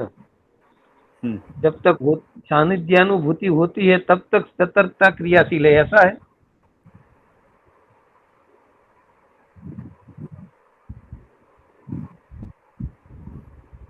हाँ, शायद ऐसे ही है आप जो कह रहे हैं। जब जब हम मतलब ये जो सानिध्यानुभूति है, मैंने मानव तक बोला है, इसको आप देव मानव तक कर सकते हैं। जी भैया, हाँ हाँ हाँ, देव मानव तक सानिध्यानुभूति है, उसके बाद फिर सजगता है। जी, वो अगला सेंटेंस मेरे ध्यान से निकल गया था, है ना? हाँ हाँ हाँ, जी तो भैया, जब तक ठीक है। हम अध्ययन या परिमार्जन का कब तक है, तो देव मानव तक है ना? इसीलिए सानिध्यानुभूति पर्यंत, जब जी तक भैया, सानिध्यानुभूति यानी व्यापक में अनुभूति नहीं होती है तब तक, है ना, सतर्कता क्रियाशील है। जी इसके बाद अनुभूति ही सजगता है और उसकी निरंतरता, यही ठीक सहज। है। दिव्य मानव जो है वो निरंतर सानिध्य में ही रहता है ना, सह अस्तित्व के सानिध्य में ही बना रहता है। जी भैया, ठीक है। तो जागृति का सानिध्य की निरंतरता और जागृति के सानिध्य पाने तक सतर्कता, ऐसा।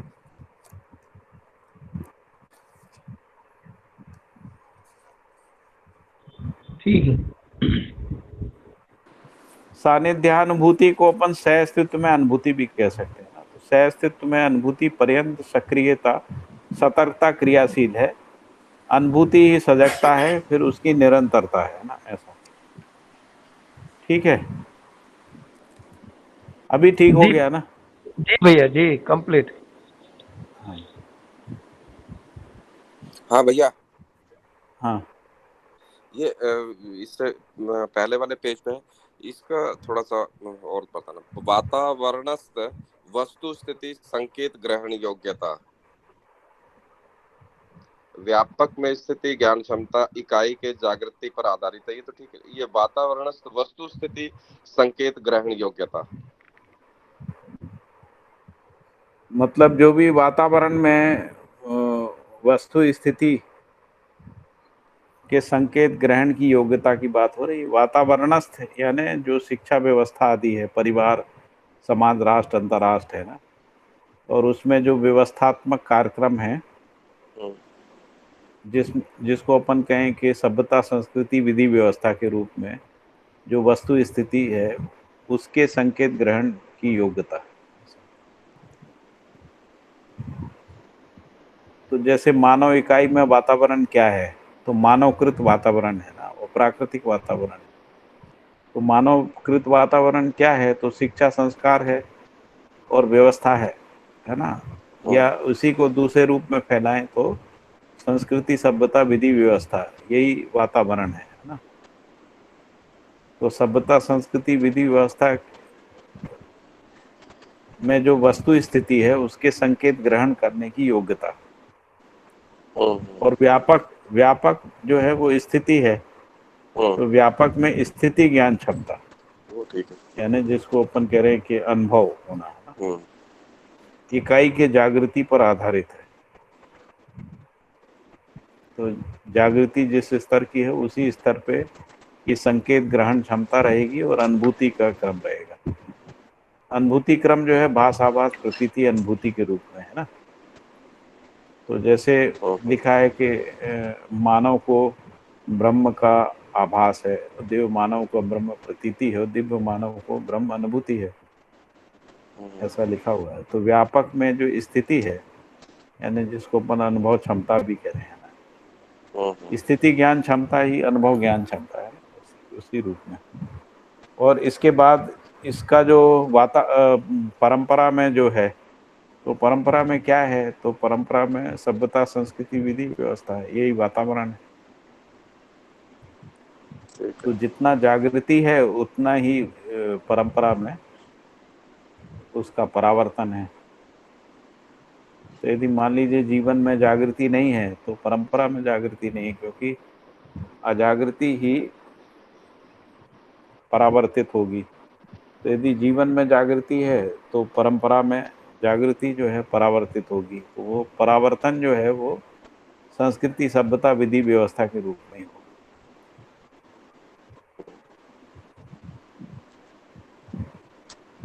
ठीक है, ठीक है। किसी को कुछ और जोड़ना हो तो बता सकते हो।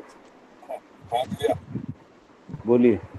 यहाँ जो ये वातावरणस्थ शब्द जो है वो केवल मानवकृत वातावरण के अर्थ में ही है कि इसमें ये प्राकृतिक वातावरण भी है? मैंने तो दोनों बोले ना, मानवकृत हाँ वातावरण और प्राकृतिक वातावरण। उसमें जो मानव के लिए जो वरीय है हाँ, वो वो तो मानवकृत वातावरण मानवकृत है, जिसको वातावरण है। शिक्षा और व्यवस्था बोला है। ठीक बात है। शिक्षा और व्यवस्था को ही फैला के सभ्यता, संस्कृति, विधि व्यवस्था विधि बोलते व्यवस्था। लेकिन प्राकृतिक वातावरण के भी संकेत ग्रहण की बात है इसमें, है ना? हैं।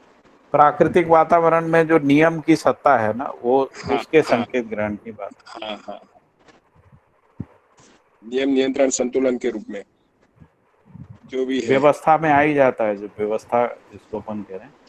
हाँ भैया। व्यवस्था उत्पादन के अर्थ में ही है ना, तो हाँ जी। उत्पादन में नियम के साथ उत्पादन, नियम पूर्ण उत्पादन, ऐसा है। तो उसमें प्राकृतिक वातावरण आ जाता है, प्राकृतिक नियम भी आ जाते हैं ना। ठीक तो बात है। इसलिए दोनों को सम्मिलित रूप से बोल दिया है ना, वातावरणस्थ। वातावरण, वातावरणस्थ। हम्म। ठीक बात भैया।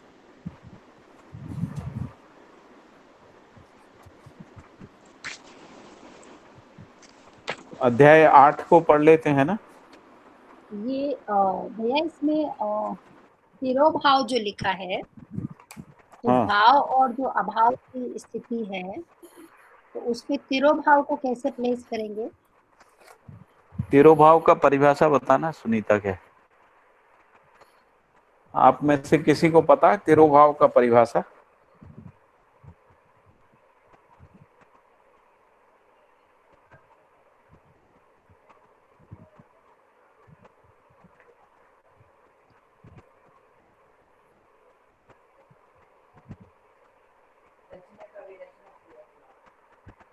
तो तिरोभाव का परिभाषा है रचना का विरचना क्रियाकलाप, ऐसा लिखा।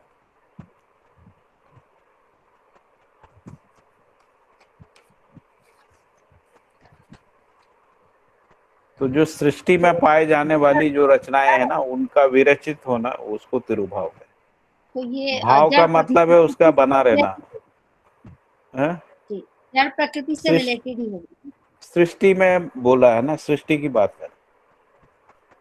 जी, वही मैं कह रही, तो जड़ प्रकृति से रिलेटेड हो गया ना तिरोभाव। हाँ हाँ हाँ, रचना का विरचना जो क्रियाकलाप है, जिसको अपन वो तो प्रलय भी बोल रहे हैं ना, प्रलय भी। जी जी जी। तो यदि और इसको जी, भाव का मतलब बना रहना जी है ना। बाकी अभाव और परिणाम परिपाक जो है वो भी है साथ में। सृष्टि सृष्टि की जब बात कहेंगे तो जड़ चैतन्य दोनों होगा। तो सृष्टि जी। में जड़ में तिरोभाव है, भाव है और अभाव हम्म है ना। हम्म और परिणाम है, परिपाक है। हम्म और फिर इसके बाद ज्ञान, योग, क्षमता, योग्यता, पात्रता है। तो हम्म इसमें से परिणाम को दोनों में देख सकते हैं, जड़ में भी और चैतन्य में भी। तो गुणात्मक परिवर्तन के रूप में परिणाम है ना। जी। और परिपाक भी दोनों में है, हर्ष परिपाकात्मक और क्लेश परिपाकात्मक। जी। तो परिपाक पूर्वक जो है परिमार्जन भी है ना। फिर ज्ञान, योग, क्षमता जो है वो परिमार्जन के अर्थ में, और जो परिपाक है वो प्रवृत्ति के अर्थ में। परिणाम जो है गुणात्मक परिवर्तन के अर्थ में। वो भाव और अभाव जो है सुख दुख के अर्थ में। तिरोभाव का मतलब है शरीर का रचना का विरचना होना, यानी शरीर की मृत्यु के अर्थ में। भैया। जो भी शरीर है, मानव शरीर, जीव शरीर, या जिसको पेड़ पौधे कह रहे हैं, उन सब का तिरोभाव है। हाँ जी भैया। हाँ जी। कर्म दर्शन का जो पहला अध्याय है ना, जी, पहले अध्याय के 30वें पेज पर तिरोभाव को लेकर जो है एक दो तीन लाइन है, मैं पढ़ता हूँ, आप पढ़िए। सुनिए, जी। है ना। तो अभाव, भाव और तिरोभाव की स्वीकार क्षमता ही संवेदना है। यह क्रम से अभाव में वेदना, भाव में मानवीय संवेदना एवं अभाव के तिरोभाव पूर्वक संबोधना है। यही सम्यक बोध है, यही अनुभव का पूर्व लक्षण है। फिर आगे है अभाव भाव में परिवर्तित होने के लिए प्रयोग और उत्पादन है। भाव सहज पूर्णता के लिए आचरण, व्यवहार एवं व्यवस्था है। अभाव का तिरोभाव भाव ही है। भाव ही मौलिकता, मूल्य एवं अर्थ है। तो यहाँ एक जो है वाक्य ऐसा है कि अभाव का तिरोभाव भाव ही है। क्योंकि जो जिसको अपन विरेचना कह रहे हैं ना, उस अर्थ में उसका बना रहना रहता ही है। तो इसीलिए अभाव का तिरुभाव जो है वो भाव ही है, ऐसा लिखा हुआ है।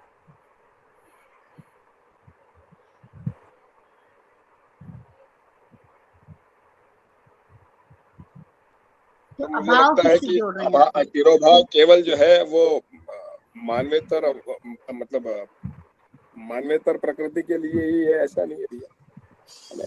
वो लेकिन यहाँ पर यदि हाँ, तो यहाँ पर अगर अपन इसको देखते हैं ना, तो दोनों अर्थों में है। तो जो जिसको अपन सृष्टि, मतलब जो परिभाषा संहिता में दिया है तिरुभाव का मतलब है। तो जब अपन सृष्टि की बात कर रहे हैं ना, तो सृष्टि में दोनों बातें आ जाती है ना, जिसको अपन जड़ प्रकृति और चैतन्य प्रकृति बोल रहे हैं। चैतन्य प्रकृति दोनों आ गए ना। तो जब तिरोभाव की बात आ रही है, भाव अभाव परिणाम परिपाक, तो ये दोनों की बात आ रही है। ठीक बात है, दोनों के अर्थ में बात आ रही है। अभी जो दूसरा अर्थ है तिरोभाव का, वो आपने बता दिया है ना। हाँ भैया। तो जैसे अमानवीयता का जो है ना, मानवीयता में परिवर्तन हो जाना, वो भी तिरोभाव है। अमानवीयता का मानवीयता में क्या बता रहा है, थोड़ा आवाज। अमानवीयता जो है उसका अभाव हो जाना, यानी भाव में स्थापित, मानवीयता के भाव में स्थापित हो जाना, ये भी अभाव का तिरोभाव है। हाँ भैया। तो इसका मतलब संक्रमण की जो स्थिति है, चेंज आ गया ना। जैसे यहाँ भी रचना और विरचना, चेंज आ रहा है, जो परिवर्तन आ रहा है वो गुणात्मक के अर्थ में। तो इसलिए अभाव का तिरोभाव ही भाव कहा, क्योंकि फिर वो भाव में चेंज हो गया। जो अभाव है वो भाव में बदल गया, संक्रमण हो गया ना मानवीयता से मानविकता में। योगेश भाई जिसका उल्लेख कर रहे हैं, तो उसमें ऐसा लिखा है, मध्यस्थ क्रिया एवं सत्ता में बोध और अनुभूति होती है। मध्यस्थ क्रिया ही आत्मा और सत्ता ही मध्यस्थ है। जड़ शक्तियां प्रधानतः क्रियाशील है और चैतन्य शक्तियां संचेतनशील हैं।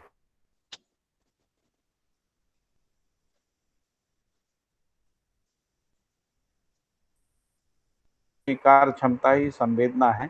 यही क्रम से अभाव में वेदना, भाव में संवेदना और तिरोभाव में संबोधना है। यही सम्यक बोध है, यही अनुभूति का पूर्व लक्षण है। फिर लिखा है, अभाव का भाव के लिए प्रयोग और उत्पादन, भाव की पूर्णता के लिए आचरण और व्यवहार, और भाव का तिरोभाव के लिए अभ्यास प्रसिद्ध है ना। भाव ही मौलिकता और मूल्य एवं अर्थ है।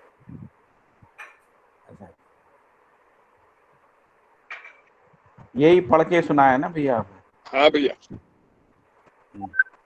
कर्म दर्शन में पहले अध्याय में 30वें पेज पर है।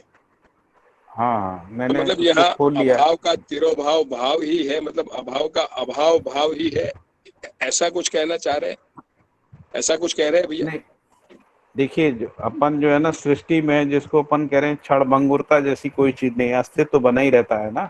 हाँ जी। तो जो रचना के रूप में जो भी परिणाम परिवर्तन हुआ ना, यदि वो विरचित होता है तो भी वो अस्तित्व में बना ही रहता है, जिसको अपन पदार्थावस्था का धर्म कह रहे हैं ना। हाँ हाँ हाँ, पदार्थावस्था का धर्म उसका अस्तित्व है, अस्तित्व धर्म। हाँ, तो इसीलिए उसको तिरोभाव बोला है ना। अच्छा, अस्तित्व धर्म को तिरोभाव कह रहे हैं। नहीं, मतलब किसी स्थिति का बने रहना। बना रहना, मतलब बना वो रहना ऐसा नहीं है, बना खत्म नहीं होता है, इसलिए मतलब रचना का रचना हो रहा है पर वो पदार्थ बना ही हुआ है। पदार्थ बना, इसलिए वो वापस जिनसे बना था उसी में विलय हो गया उस स्थिति में। मतलब जैसे भौतिक रासायनिक क्रिया से ही शरीर बना था, भौतिक रासायनिक क्रिया में वापस चला गया, ये तिरोभाव है। इसी को दूसरे तरीके से ये भी लिखा है ना, परिणाम ही जड़ प्रकृति में उत्पत्ति स्थिति और प्रलय के रूप में परिलक्षित है।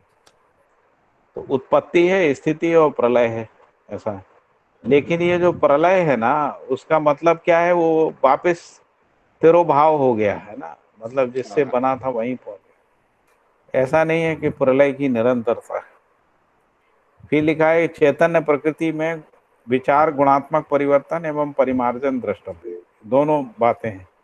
उसी को यहाँ पे लिखा है, सृष्टि में पाए जाने वाले तिरोभाव, भाव, अभाव, ये तीन चीजें हैं जिसकी कर्म दर्शन में जिसकी बात आई है ना। फिर तिरोभाव, भाव और परिणाम, अभाव, मतलब इसी को जो है उद्भव, विभव और प्रलय के रूप में रख रहे हैं, तिरोभाव, हाँ, अभाव और और भाव को भैया। नहीं, इसको अपन, इसमें जो लिखा है, अभाव में वेदना है, भाव में संवेदना है, और तिरोभाव में संबोधना है, यानी बोध हो जाना। हाँ तिरोभाव में जो जो संवेदना है हाँ उसका भैया, बोध हो जाना है ना। तिरोभाव को संज्ञानीयता के रूप में रखा तो है। एक तरीके से तिरोभाव का मतलब बोध पूर्णता है ना, बोध हो हाँ जाना। हाँ हाँ हाँ। तिरोभाव का मतलब अभाव का अभाव हो जाना, फिर तो वैसा ही दिख रहा है जैसे, है ना। हाँ, अभाव मतलब पीड़ा, संबोधना पीड़ा लिखा का। ना, हाँ, बोध हो जाना जिसको कह रहे हैं। हाँ फिर लिखा है कि जो संबोधना है उसके लिए लिखा है कि यही बोध है, ऐसा भी लिखा है ना। हाँ अभाव में वेदना, भाव में संवेदना, तिरोभाव में संबोधना है। फिर लिखा है यही सम्यक बोध है। सम्यक का मतलब हाँ, पूर्ण बोध, पूर्ण बोध। पूर्ण बोध है। यही अनुभव का पूर्व लक्षण है, यानी बोध जो है वो अनुभव का पूर्व लक्षण है, ऐसा लिखा हो। फिर ये लिखा है कि भाव का तिरोभाव के लिए अभ्यास प्रसिद्ध है, जिसको हम लोग अभ्यास अभी कर रहे हैं, वो अभ्यास है। तो और भाव का, भाव, जिस भाव से भाव तिरोभाव का, में भाव से तिरोभाव में परिमार्जित होने के अर्थ में ये कह रहे हैं। अभाव से भाव और भाव से भाव से तिरोभाव। तिरोभाव, अच्छा तो इस रूप यहाँ में पे बोला। जो भाव का मतलब है शिष्ट मूल्यों का आचरण और शिष्ट हाँ मूल्यों का व्यवहार, इसको भाव कह रहे हैं। हाँ और शिष्ट मूल्य जो है जब स्थापित मूल्य में तिरोहित हो जाते हैं, तभी स्थापित मूल्यानुभूति होती है, जो एक प्रकार से सम्यक बोध है। और वही जिसको कह रहे हैं कि अनुभव के पूर्व का लक्षण।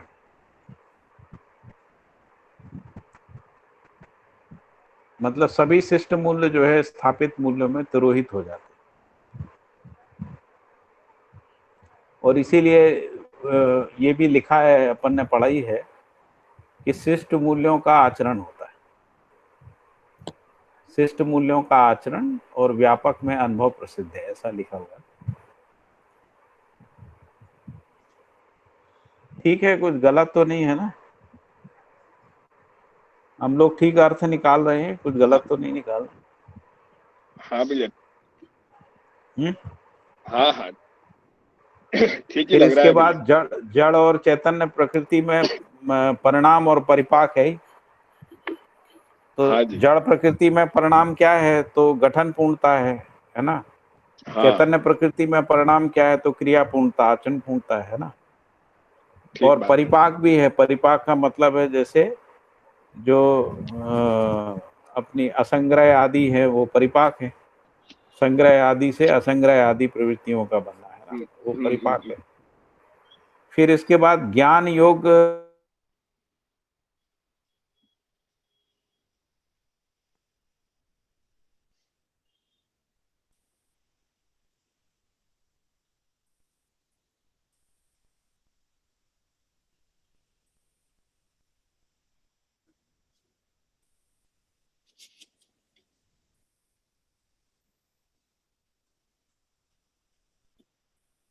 पूर्णता है तो माया है। यानी तिरोभाव, भाव, अभाव, परिणाम, परिपाक संबंधी परिपाक संबंध की अपूर्णता है ना, इन सब की ज्ञान की अपूर्णता है। और फिर ज्ञान योग, क्षमता योग्यता, पात्रता की अपूर्णता है, वो माया है। बीच में आपकी आवाज चली गई थी। अच्छा, अभी आ रही है ना? तो यदि इन सब का हमको समझ नहीं है, इनके संबंधों का पता नहीं है, उसकी अपूर्णता है, उसको माया कहे। तो यदि ठीक। बोध में तिरोभाव कह रहे हैं, तो इसका मतलब ये है कि जो रचना का विरचना है उसका हमें समझ आ जाना, उसको फिर बोध कह रहे हैं, उस तिरोभाव का। नहीं, यदि इसको दूसरे अर्थों में कहें कि जो हाँ शरीर का नश्वरत्व है ना, उसका हाँ, विवेक हो वही जाना। उसका तो ज्ञान हो गया। विवेक हो गया, हाँ, हाँ, उसका तो वो ज्ञान हो बोध गया। तो बोध हो गया। ठीक है, आप सही हाँ, सेट, इस ढंग से देखा जाए तो और व्याख्या में। दूसरी बात है कि जब तक अमानवीयता तिरोभाव नहीं हुआ है, हाँ तो जब तक हमने तिरोभाव, भाव और अभाव, परिणाम और परिपाक आदि संबंधों को समझा नहीं है, हाँ, और तब तक वो ज्ञान योग, अमानवीयता क्षमता, है। पात्रता नहीं है, उस स्थिति में माया है। माया यानी भ्रमित स्थिति है ना, हाँ, इल्यूजन है ना। इल्यूजन है। हाँ। ठीक है। भ्रमित स्थिति 3 स्थितियों में है, जिसको हम लोग अतिव्याप्ति, अनाव्याप्ति, अव्याप्ति दोष बोल रहे हैं। जी जी। मतलब जितना है उससे ज्यादा मान लिया है, या जितना है उससे कम मान लिया है, या इनके अस्तित्व को ही नकार दिया है, ऐसा। जी। ठीक है। और इसी में ऊपर एक थोड़ा सा चलते हैं, तो जहाँ ये लिखा विवेचनाधिकार ज्ञानावस्था में सिद्ध हुआ है। इससे पहले की अवस्था में विवेचना अधिकार सिद्ध नहीं हुआ। हाँ। हाँ, तो यहाँ पे जो ये लिखा है ना कि उत्पत्ति, स्थिति और प्रलय की गणना केवल भौतिक एवं रासायनिक परिणाम व परिवर्तन की सीमांतवर्ती है, जो मरणशील है, अर्थात अग्रिम परिणाम भावी है। तो अग्रिम मतलब जो फिर से वहीं पहुंच गया, साइक्लिक ही कोई कह रहे हैं ना, अग्रिम परिणाम या पूर्णता अग्रिम, की बात कह रहे हैं। नहीं, अग्रिम परिणाम का मतलब है जैसे प्राणावस्था में जब सड़न पैदा होती है ना, तो उसमें जीवावस्था के रूप में अग्रिम परिणाम आता है। अच्छा, उसको कह रहे हैं। ठीक। ऐसे ही जीवावस्था में अग्रिम परिणाम के रूप में ज्ञानावस्था आती ये तो उसमें है, मतलब जो क्या कहते हैं जड़ इकाइयों में। और इसकी पूर्णता को भी तो अग्रिम परिणाम कह सकते हैं कि जब इनमें ये तीनों चीजें चल रही हैं, भौतिक रासायनिक परिवर्तन, तो जो गठन पूर्णता जो हो रही है वो भी तो अग्रिम परिणाम ही है। है। हाँ, वो भी अग्रिम परिणाम। लेकिन जब अपन स्थिति, उत्पत्ति, प्रलय की बात कर रहे हैं, तब भौतिक रासायनिक रचनाओं की बात कर ठीक। रहे हैं, जो मरणशील है, ऐसा लिखा भी है। जी जी। तो तो ये इसमें मरणशील होते हुए भी इसमें अग्रिम परिणाम है। अग्रिम परिणाम। जैसे रासायनिक संसार जो है, उससे प्राण कोशाएं बनती है ना, प्राण कोशा के जी रूप में वनस्पति संसार है, तो वनस्पति संसार भी मरणशील है। मरणशील है मतलब जी। वो, उसमें उद्भव, विभव, प्रलय है। लेकिन उद्भव, विभव, प्रलय के साथ उसमें अग्रिम जो है ना, वो परिणाम है। अग्रिम परिणाम क्या है? उसी से जीवावस्था का प्रकटन है ना। तो उसी तरीके से जीवावस्था के शरीर भी मरणशील है ना। लेकिन अग्रिम परिणाम जीवावस्था से के बनते हैं। शरीरों, हाँ, उसमें अग्रिम परिणाम के रूप में ज्ञानावस्था की शरीर रचना है।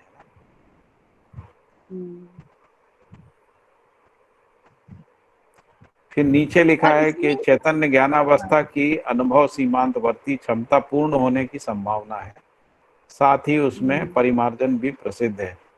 तो ऊपर जड़ की बात है, नीचे चैतन्य की बात है। ठीक। क्योंकि इसी में जागृति मैं जो है थोड़ा, वो चैतन्य में ही आती है, जड़ में नहीं आती है। इसी में नीचे चले तो जो लिखा है रूप और गुण के योग फल में विषम और रूप गुण स्वभाव के योग फल में सम। तो यहाँ पे जो रूप और गुण के योग फल में विषम लिखा है, इसको जो चक्रिता है इसीलिए विषम लिखा है। नहीं, रूप इनका और गुण रूप और गुण जो है रूप गुण परिवर्तनशील परिवर्तनशील है, है, इसलिए। इसीलिए विषम लिखा है ना। और यहाँ हम्म। स्वभाव में जुड़ते ही सम है, क्योंकि आगे की ओर क्या है उसकी क्या जागृति की ओर या विकास की ओर जो यात्रा है, इसीलिए उसमें सम आ गया ना। तो हाँ, स्वभाव और के फिर आते उसमें ही साथ जो है, हाँ स्वभाव सम के हो आने गया। से आचरण आचरण स्थिर हो और जाता है। धर्म से प्रतिष्ठा है, नहीं तो उसका उसके साथ ही धारणा के साथ होती है। हम्म। ठीक है भैया, 8 चैप्टर ले सकते हैं, मैं थोड़ा ज्यादा टाइम ले लिया मैंने। नहीं नहीं, कोई बात नहीं, अपन को टाइम ही टाइम है, अपन को कौन सा परीक्षा देना ठीक, धन्यवाद। है। प्रमाणित करना है ना, परीक्षा तो देना ही है। मूल बात तो यही है कि समझ में आना चाहिए, नहीं समझ में नहीं आया तो पढ़ने का क्या मतलब है ना। जी जी। तो जो भी कोई भी कुछ पूछता है ना, तो बाकी लोगों का भी ध्यान जाता है, तो इसीलिए जो आपने समय लिया वो सार्थक समय है ना। ठीक है। अभी 4 मिनट रहते हैं तो मैं इसको पढ़ सकता हूँ बस, चर्चा फिर कल करेंगे अपन इसके ऊपर। जी तो अभी 2 दिन और लग जाएंगे ऐसा लगता है ना।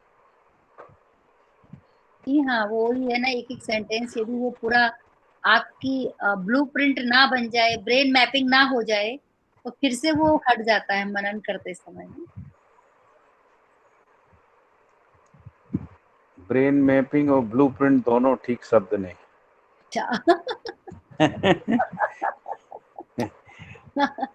ये सब ब्रेन से आगे की बात है सब, जी बिल्कुल ठीक बात है, बिल्कुल सही कह चैतन्य रहे की बात है ना। हाँ। हैं। जी हाँ, इसलिए वहाँ तो ब्रेन फिर मैपिंग तो कह भी नहीं सकते, हाँ हाँ, सेल्फ मैपिंग कह सकते हैं। चेतना, चैतन्य एवं जड़ की चर्चा है, ऐसी 3 बातों की चर्चा है विगत से। चेतना, चैतन्य और जड़। तो जड़ और चैतन्य के साथ चेतना की भी चर्चा है। चेतना ही ब्रह्म सत्ता है, जड़ ही विकास पूर्वक चैतन्य अवस्था में प्रतिष्ठित होता है। तो जड़ परमाणु ही विकास पूर्वक जो है गठन पूर्ण परमाणु के रूप में चैतन्य अवस्था में प्रतिष्ठित होता है।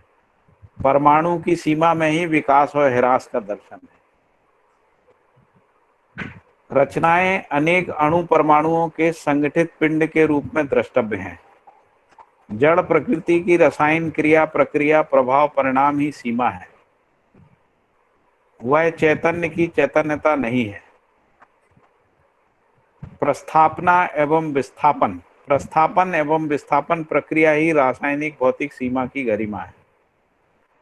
परमाणु में पाए जाने वाले अंशों की संख्या वृद्धि ही प्रस्थापन घटना और उन संख्याओं का न्यून होना ही विस्थापन घटना है। किसी एक परमाणु में अंशों की वृद्धि के लिए दूसरे परमाणु में से अंश का घटना आवश्यक है, क्योंकि अंश जो है वो शून्य से पैदा नहीं होते, तो जितने अंश हैं वही इधर से उधर होते रहते हैं ना। तो इसलिए किसी एक परमाणु में अंश की वृद्धि के लिए दूसरे परमाणु में से अंश का घटना आवश्यक है।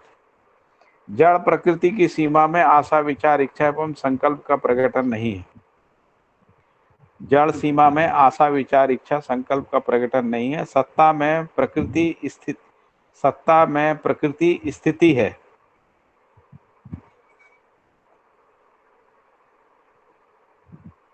दृश्य ही प्रकृति है, दर्शक भी प्रकृति का ही विकसित अंश है। सम्यक दर्शन संपन्न जीवन ही निर्भ्रांत इकाई है। दर्शन क्षमता जागृति का द्योतक है, अस्तित्व से अधिक अनुमान नहीं है। स्थिति भास रहते हुए विश्लेषण अनुभव का अभाव ही ज्ञातव्य में अपूर्णता प्रातव्य में अभावता है। फलतः होतव्य में सशंकता द्रष्टव्य है।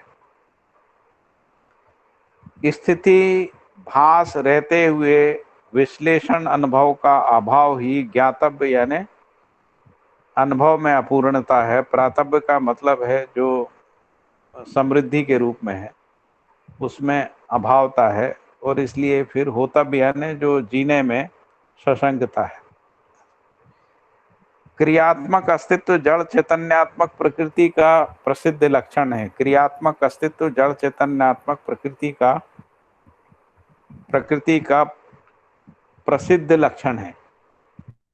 मैं हूं का प्रकटन ज्ञानावस्था में विचार पूर्वक, व्यवहार व विहार के रूप में होने का प्रकटन जीवावस्था में आशा पूर्वक, विहार के रूप में, प्राणावस्था में रचना पूर्वक आस्वादन के रूप में, पदार्थावस्था में गठन पूर्वक गति के रूप में द्रष्टव्य है। तो यहाँ पर कह रहे हैं कि जो ज्ञानावस्था की इकाई है उसमें मैं हूं का प्रकटन है,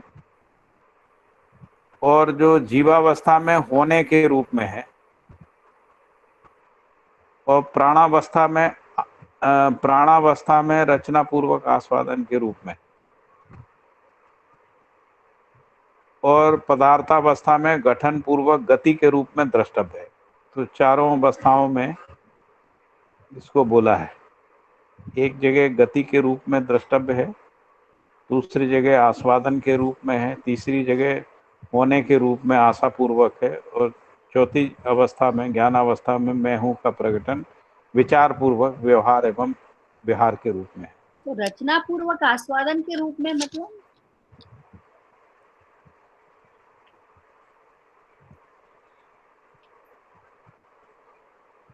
रस आस्वादन का मतलब है यहाँ पे रस ग्रहण करने के रूप में। अच्छा अच्छा, ठीक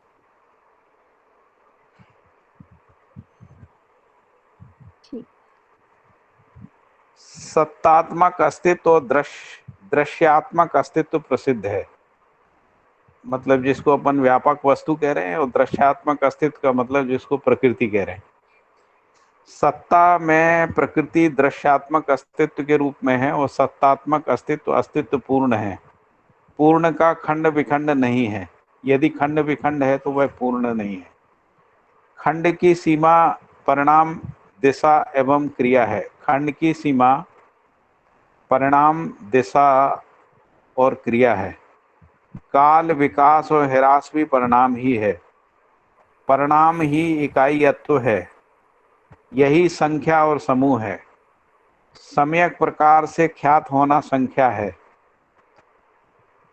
अपूर्णता की सीमा ही इकाईयत्व, इकाईयत्व ही संख्या, संख्या ही अस्तित्वशीलता, अस्तित्वशीलता ही क्रिया, क्रिया ही परिणाम, परिणाम ही सापेक्षता, सापेक्षता ही विकास एवं ह्रास, विकास ही गठन पूर्णता, क्रिया पूर्णता, आचरण पूर्णता ही अमरत्व, सतर्कता व सजगता, अमरत्व, सतर्कता व सजगता ही दर्शन क्षमता, दर्शन क्षमता ही पूर्णानुभूति, पूर्णानुभूति ही इकाईयत्व का विश्लेषण है। गठन पूर्णता ही चैतन्य व अमरत्व, सामाजिकता ही सतर्कता एवं सह अस्तित्व, और अनुभूति ही सजगता एवं पूर्ण विश्राम है। तो इसी को मैंने ये कहा था कि जो बाबा जी सूत्र को के रूप में जो सह अस्तित्व, सहज सच्चाइयाँ हैं उसको इंगित कराते हैं ना। इंगित कराने से हमको उसका भास आभास होता है, यदि हम सूत्रों को ठीक से समझ पाते हैं। तो सत्ता में प्रकृति दृश्यात्मक अस्तित्व के रूप में है। सत्ता अस्तित्व पूर्ण है। पूर्ण का मतलब है जिसका खंड विखंड नहीं है। यदि खंड विखंड है तो वह पूर्ण नहीं है। खंड की सीमा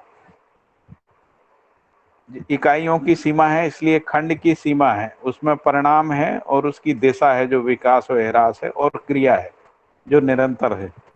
फिर कह रहे हैं कि जो काल और विकास और ह्रास भी परिणाम ही है। फिर है परिणाम ही इकाईयत्व है, क्योंकि हर इकाई जो है ना किसी परिणाम पूर्वक ही इकाई है। जैसे पदार्थावस्था से प्राणावस्था का बनना है ना, तो प्राणावस्था की इकाइयाँ जो हैं वो परिणाम पूर्वक ही इकाई है, तो परिणाम ही इकाईयत्व है। फिर कह रहे हैं कि यह संख्या एवं समूह है। तो हर इकाई जिसको हम लोग प्राणावस्था, जीवावस्था, ज्ञानावस्था की इकाइयों की बात कर रहे हैं, खासकर जो रचना के रूप में है, तो उसमें प्राण कोशाओं की संख्या और उनके समूह के आधार पे और परमाणुओं में जो है परमाणु अंशों की संख्या और अणुओं में परमाणुओं के समूह के रूप में, इस तरीके से सम्यक प्रकार से ख्यात होना ही संख्या है। अपूर्णता की सीमा, अपूर्णता की सीमा है, सीमा ही इकाईयत्व है, इकाईयत्व ही संख्या है, संख्या ही अस्तित्वशीलता, अस्तित्वशीलता ही क्रिया है, क्रिया ही परिणाम, परिणाम ही सापेक्षता, सापेक्षता ही विकास एवं ह्रास, विकास ही गठन पूर्णता, क्रिया पूर्णता, आचरण पूर्णता ही अमरत्व, सतर्कता एवं सजगता, अमरत्व, सतर्कता एवं सजगता ही दर्शन क्षमता, दर्शन क्षमता ही पूर्णानुभूति, पूर्णानुभूति ही कायत्व का विश्लेषण, गठन पूर्णता ही चैतन्यता व अमरत्व, सामाजिकता ही सतर्कता एवं सहअस्तित्व, अनुभूति ही सजगता एवं पूर्ण विश्राम है। अस्तित्व पूर्ण सत्ता में प्रकृति की स्वीकृति सत्याभास, अस्तित्व पूर्ण सत्ता में प्रकृति की स्वीकृति, अस्तित्व की आंशिकता की स्वीकृति स्पष्ट स्वीकृति आभास, अस्तित्व स्पष्टता तथा प्रयोजन सहित स्वीकृति प्रतीति, और अस्तित्व पूर्णता में से के लिए अनुभव प्रसिद्ध है। तो यहाँ भास, आभास, प्रतीति और अनुभूति को स्पष्ट किया है। अस्तित्व पूर्ण सत्ता में प्रकृति की स्वीकृति सत्यभास है। जैसे हम लोग आकाश में देखते हैं तो व्यापक वस्तु में एक एक वस्तु के रूप में ग्रह गोल नक्षत्र आदि दिखते हैं, इस रूप में जो स्वीकृति है उसको कह रहे हैं सत्याभास। अस्तित्व की आंशिकता की स्वीकृति यानी अपने होने की स्वीकृति, अपने होने की स्वीकृति के साथ में अस्तित्व की स्वीकृति, वो आभास हो गया। स्पष्ट स्वीकृति बोल रहे हैं, यानी उसमें बाकी चीजें भी स्पष्ट हो गई, जिसको अपन रूप गुण स्वभाव धर्म आदि बोल रहे हैं। और रूप गुण स्वभाव धर्म देश काल दिशा के साथ में प्रयोजन सहित यदि स्वीकृति है वो प्रतीति है। यानी जब दिशा और लक्ष्य की स्पष्टता हो जाती है उसको प्रतीति कह रहे हैं। अस्तित्व पूर्णता में से के लिए अनुभव प्रसिद्ध है। वस्तुगत सत्यता, सहज उद्घाटन, क्रिया प्रक्रिया एवं प्रणाली ही प्रयोग, अखंड सामाजिकता का आचरण, अनुसरण, अनुशीलन ही व्यवहार, समाधान एवं प्रणाली ही प्रयोग है। अखंड सामाजिकता का आचरण, अनुसरण, अनुशीलन ही व्यवहार, समाधान एवं अनुभूति, निरंतरता हेतु किया गया प्रयास, पद्धति, प्रणाली ही अभ्यास है। उपयोगिता, उपादेयता, अनिवार्यता, देश काल, अधिकार व उपलब्धि की अपेक्षा में निर्णीत है। प्रकृति के विकास की श्रृंखला में पाए जाने वाली अंतिम ह्रास तथा विकास का दर्शन स्पष्ट होना, साथ ही उसमें पाए जाने वाले नियमों का विश्लेषित होना ही अध्ययन है। अध्ययन से संबंधित क्रिया ही प्रयोग, व्यवसाय, व्यवहार, प्रयास एवं अभ्यास है। प्रयोग पूर्वक ही रासायनिक एवं भौतिक क्रिया का अनुभव है, जिसका प्रत्यक्ष रूप भौतिक समृद्धि है। प्रयास पूर्वक मनुष्य के द्वारा मनुष्य की परस्परता में निहित मूल्यों का निर्वाह किया जाता है, जो व्यवहार है। इसका प्रत्यक्ष रूप से अस्तित्व है, यही व्यवहारिक समाधान है। मनुष्य अभ्यास पूर्वक ही मानवीयता, देव मानवीयता, दिव्य मानवीयता में प्रतिष्ठित होता है, जिसका प्रत्यक्ष रूप दया, कृपा, करुणा है। तो ऊपर एक बार इसको फिर से पढ़ दे रहा हूं। वस्तुगत सत्यता, सहज उद्घाटन, क्रिया प्रक्रिया, प्रणाली ही प्रयोग। वस्तुगत सत्यता का मतलब रूप गुण स्वभाव धर्म की स्पष्टता के साथ प्रयोग है ना, उसको यहाँ कह रहे हैं। फिर अखंड सामाजिकता का आचरण, अनुसरण एवं अनुशीलन ही व्यवहार, समाधान एवं प्रणाली ही प्रयोग। फिर लिखा है अखंड सामाजिकता का आचरण, अनुसरण, अनुशीलन ही व्यवहार। फिर समाधान एवं अनुभूति, निरंतरता हेतु किया गया प्रयास, पद्धति, प्रणाली ही अभ्यास। फिर उपयोगिता, उपादेयता, अनिवार्यता, देश काल, अधिकार व उपलब्धि की अपेक्षा में निर्णीत है। प्रकृति के विकास की श्रृंखला में पाए जाने वाले अंतिम ह्रास तथा विकास का दर्शन स्पष्ट होना, साथ ही उसमें पाए जाने वाले नियमों को विश्लेषित होना ही अध्ययन है। अध्ययन से संबंधित क्रिया ही प्रयोग, व्यवसाय, व्यवहार, प्रयास एवं अभ्यास है। प्रयोग पूर्वक ही रासायनिक एवं भौतिक क्रिया का अनुभव है, जिसका प्रत्यक्ष रूप भौतिक समृद्धि है। प्रयास पूर्वक मनुष्य के द्वारा ही मनुष्य की परस्परता में निहित मूल्यों का निर्वाह किया जाता है, जो व्यवहार है। इसका प्रत्यक्ष रूप ही सहअस्तित्व है, यही व्यवहारिक समाधान है। मनुष्य अभ्यास पूर्वक ही मानवीयता, देव मानवीयता, दिव्य मानवीयता में प्रतिष्ठित होता है, जिसका प्रत्यक्ष रूप दया, कृपा और करुणा है। ठीक है, तो हमने एक बार पढ़ लिया, कल इसको एक बार फिर से पढ़ेंगे और फिर साथ में अध्याय 9 को पढ़ेंगे, और लगता है परसों हम लोग अध्याय 9 पे डिस्कशन करेंगे। और ये भी हो सकता है कि यदि कल ये पूरा हो गया तो फिर परसों इसको रिवाइज करेंगे। तो आज वेडनेसडे है, कल थर्सडे है, तो हमारे पास शनिवार तक का समय है, क्योंकि शनिवार तक हमको इसको पूरा करना है। फिर मंडे का ब्रेक है, संडे का ब्रेक है, फिर मंडे से हम लोग भैया आज ट्यूसडे है। नई किताब करेंगे, है ना? आज ट्यूसडे है क्या? हाँ आज ट्यूसडे है। अच्छा, मंडे ट्यूसडे, तो कल वेडनेसडे है। तो फिर हम लोग 2 दिन का ब्रेक कर लेंगे, यदि जल्दी हो गया तो शनिवार इतवार का, फिर मंडे से नई किताब करेंगे। या ये भी हो सकता है कि शनिवार तक हम लोग अनुभव दर्शन को ही चलाएंगे, इसी में कुछ और मुद्दे बीच में से यदि कोई और मुद्दे निकल के आते हैं उस पर थोड़ी बहुत चर्चा कर लेंगे, है ना? तो इस तरीके से शनिवार तक हम लोग अनुभव दर्शन ही करेंगे। ये ठीक रहेगा, एक बार दोबारा मतलब पढ़ लेंगे, कहीं कहीं बीच में कुछ रह गया होगा तो उसको रिवीजन भी हो जाएगा। हाँ, क्योंकि पहले